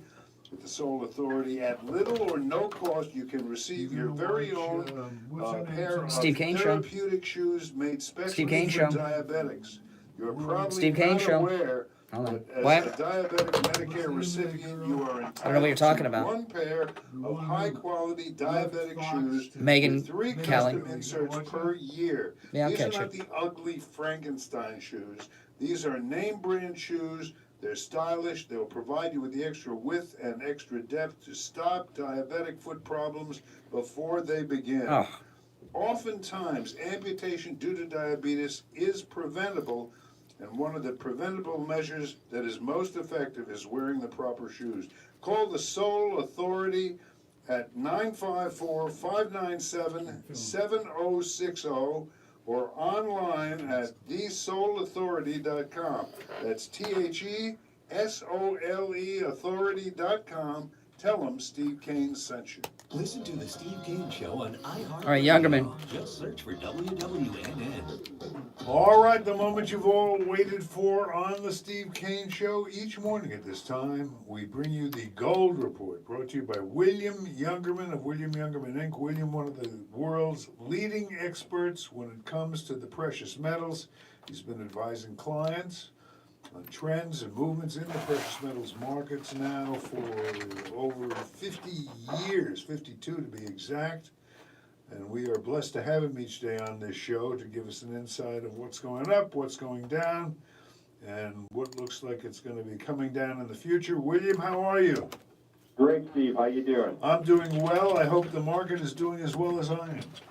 Well, the market is doing what it does best, and that's move in directions that will always surprise us. But gold, silver have been trading lately for the last few days, indicative of a move that would be indicating a lower price. We saw that overnight and yesterday as gold has been making lower highs and lower lows, and that set us up for a break of the support level of 1485 of gold, which we finally saw take place yesterday as gold moved down $11.80 to $1,480.70 on the close. Silver dropping 25 cents at $17.37 the ounce. Platinum was down $8 at $8.83, and palladium again bucking the trend, having a mind all the time ahead for several years now, was up $26 at $1,710 the ounce. Overnight, we saw gold after breaking, as I said, those support levels take down to gold 1477 this morning, and then it reversed and came right back up to be up right now, $6.50 on the day at $1,487.20 the ounce. We'll have to see if this plays out for a couple of positive days going forward, which means gold, the metals have reversed themselves, and that would be indicative of, again, now moving towards the resistance areas, the main resistance being around the $1,500 number for gold. Silver this morning got down to 1703 and then turned around and went back up to $17.33 the ounce right now. That's down 4 cents. Platinum down $2 after getting down to $873, coming back up to $881. And palladium $1,732. That's up $22 this morning. Again, gold $1,487.20 the ounce. That's up $6.50 after making a new recent low of $14.77. So we'll see how this plays out. This will be an important day for the precious metals and the rest of the week also. So let's take advantage of these dips. Anything below $1,500, as far as I'm concerned, is still a bargain. And anything under $18 for silver is still a bargain. For those people who may have lying around the house articles made of precious metals, maybe old antique jewelry, maybe old coins, if you need to raise some money to spend over the holidays, what a great place to go. Bring it to William Youngerman. He buys as well as sells all of the precious metals. So anything made of gold or silver, bring it into William Youngerman, located at 150 East Palmetto Park Road in Bogan. Now that's the Bank of America building. You'll find William on the first floor directly across from the bank. You can reach reach him toll free, 1-800-327-5010, or go to the website, youngerman.com. William, great talking to you, and we will see you soon and speak to you tomorrow, all right? Okay, Alex. You take care, and you're back. Oh, now you'll know the answer to this one. I won't know because I'm not a sports guy. There was some big sports event on TV last night, right? The World Series. Yeah, exactly. No, it's not actually. That's wrong. It's the playoffs. It's the playoffs. How dumb are the Democrats? How about them? How about them Astros? Huh? Yeah, are they still in Houston? Yes. Yeah, okay. That's how long since I watched baseball. This is Terry McAuliffe, the Clintons' friend. He mentioned this last night. He said he was on CNN doing analysis. He's like, well, I think most people were watching the baseball. CNN had a freak out because it was their debate. How stupid is it of the Democrats to have a debate during the Major League playoffs? That seems dumb, isn't it? I mean, you're losing a lot of your potential viewers. I think maybe it's when you stop and think about it, it might be a surprisingly smart move. Why? Because sports are big. But who wants to have people? The Democrat candidates are embarrassments. Well, not to themselves, and not to the CNN. It just doesn't seem smart to put. Listen, I'll give it to you. In conventional terms, that's probably true. You don't want to be competing with something. Like the best time to have. My thoughts were as I was watching the ball game myself. They're interested in seeing what the ratings will be. I'm sure what are the numbers? I haven't seen them. Oh. Well, there you go. Yeah, it just seems stupid. No, it seemed no. But when there's major sporting events on primetime television, you don't have you want to have a political debate on when there's nothing else to watch. We have a lot of media people that listen to this show. Maybe we can get somebody that's seen the numbers to see how decimated the Democrats were or weren't. Yeah. By the baseball game and the ratings. It doesn't help.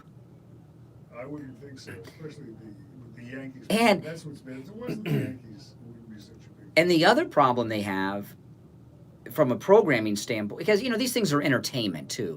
It's you got to get people watching. They're supposed to be. It was 3 hours long. That's a little long. 3 hours? Come on. Especially with such sparse material. Yeah, 3 hours. I thought it was 2. I fell asleep. So it was 3 hours long. I mean, that's almost as long as Schindler's List. That's like a mini series. A debate should be 90 minutes max. Look, they've got their little plot. They're going to try. It's not a very good one. If they do, can you imagine? Yeah. Can you imagine what would happen if they stole the election? The Democrats? Yes. Yeah, they can't steal this one. You wouldn't think so. What's that margin of fraud you talk about? No. These bastards any further than Oh, they'll win California. They'll win New York. But no, they're not. They're in trouble. They're in big trouble, which is good. I'm happy. It would appear that way.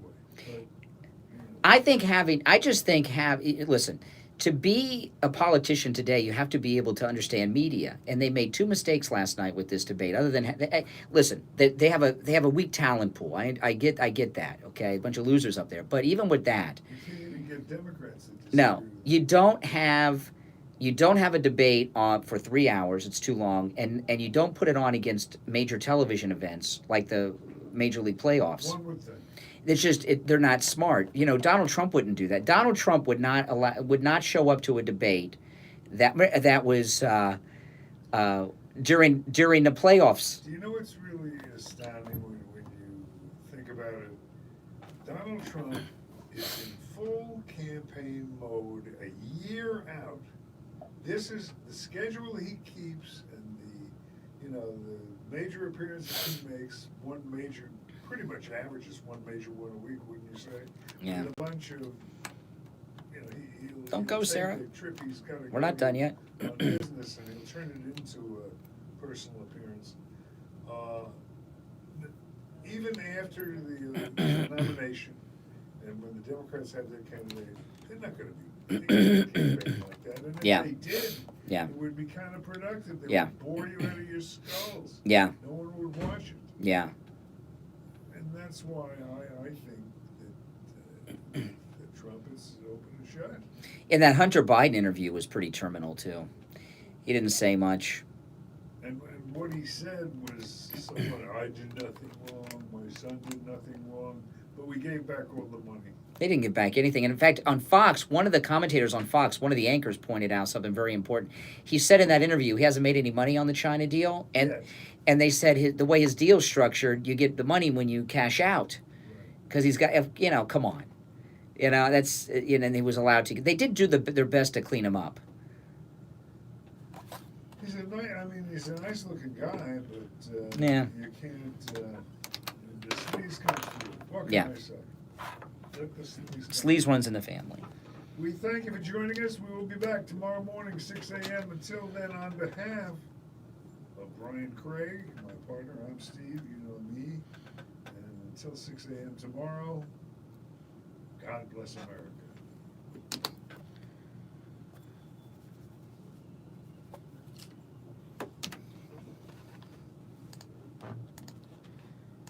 All right, guys, take care. Make sure you subscribe. If you're not subscribed, subscribe. Is everyone subscribed? If you're not subscribed, subscribe. All right, we'll see you next time. Take care.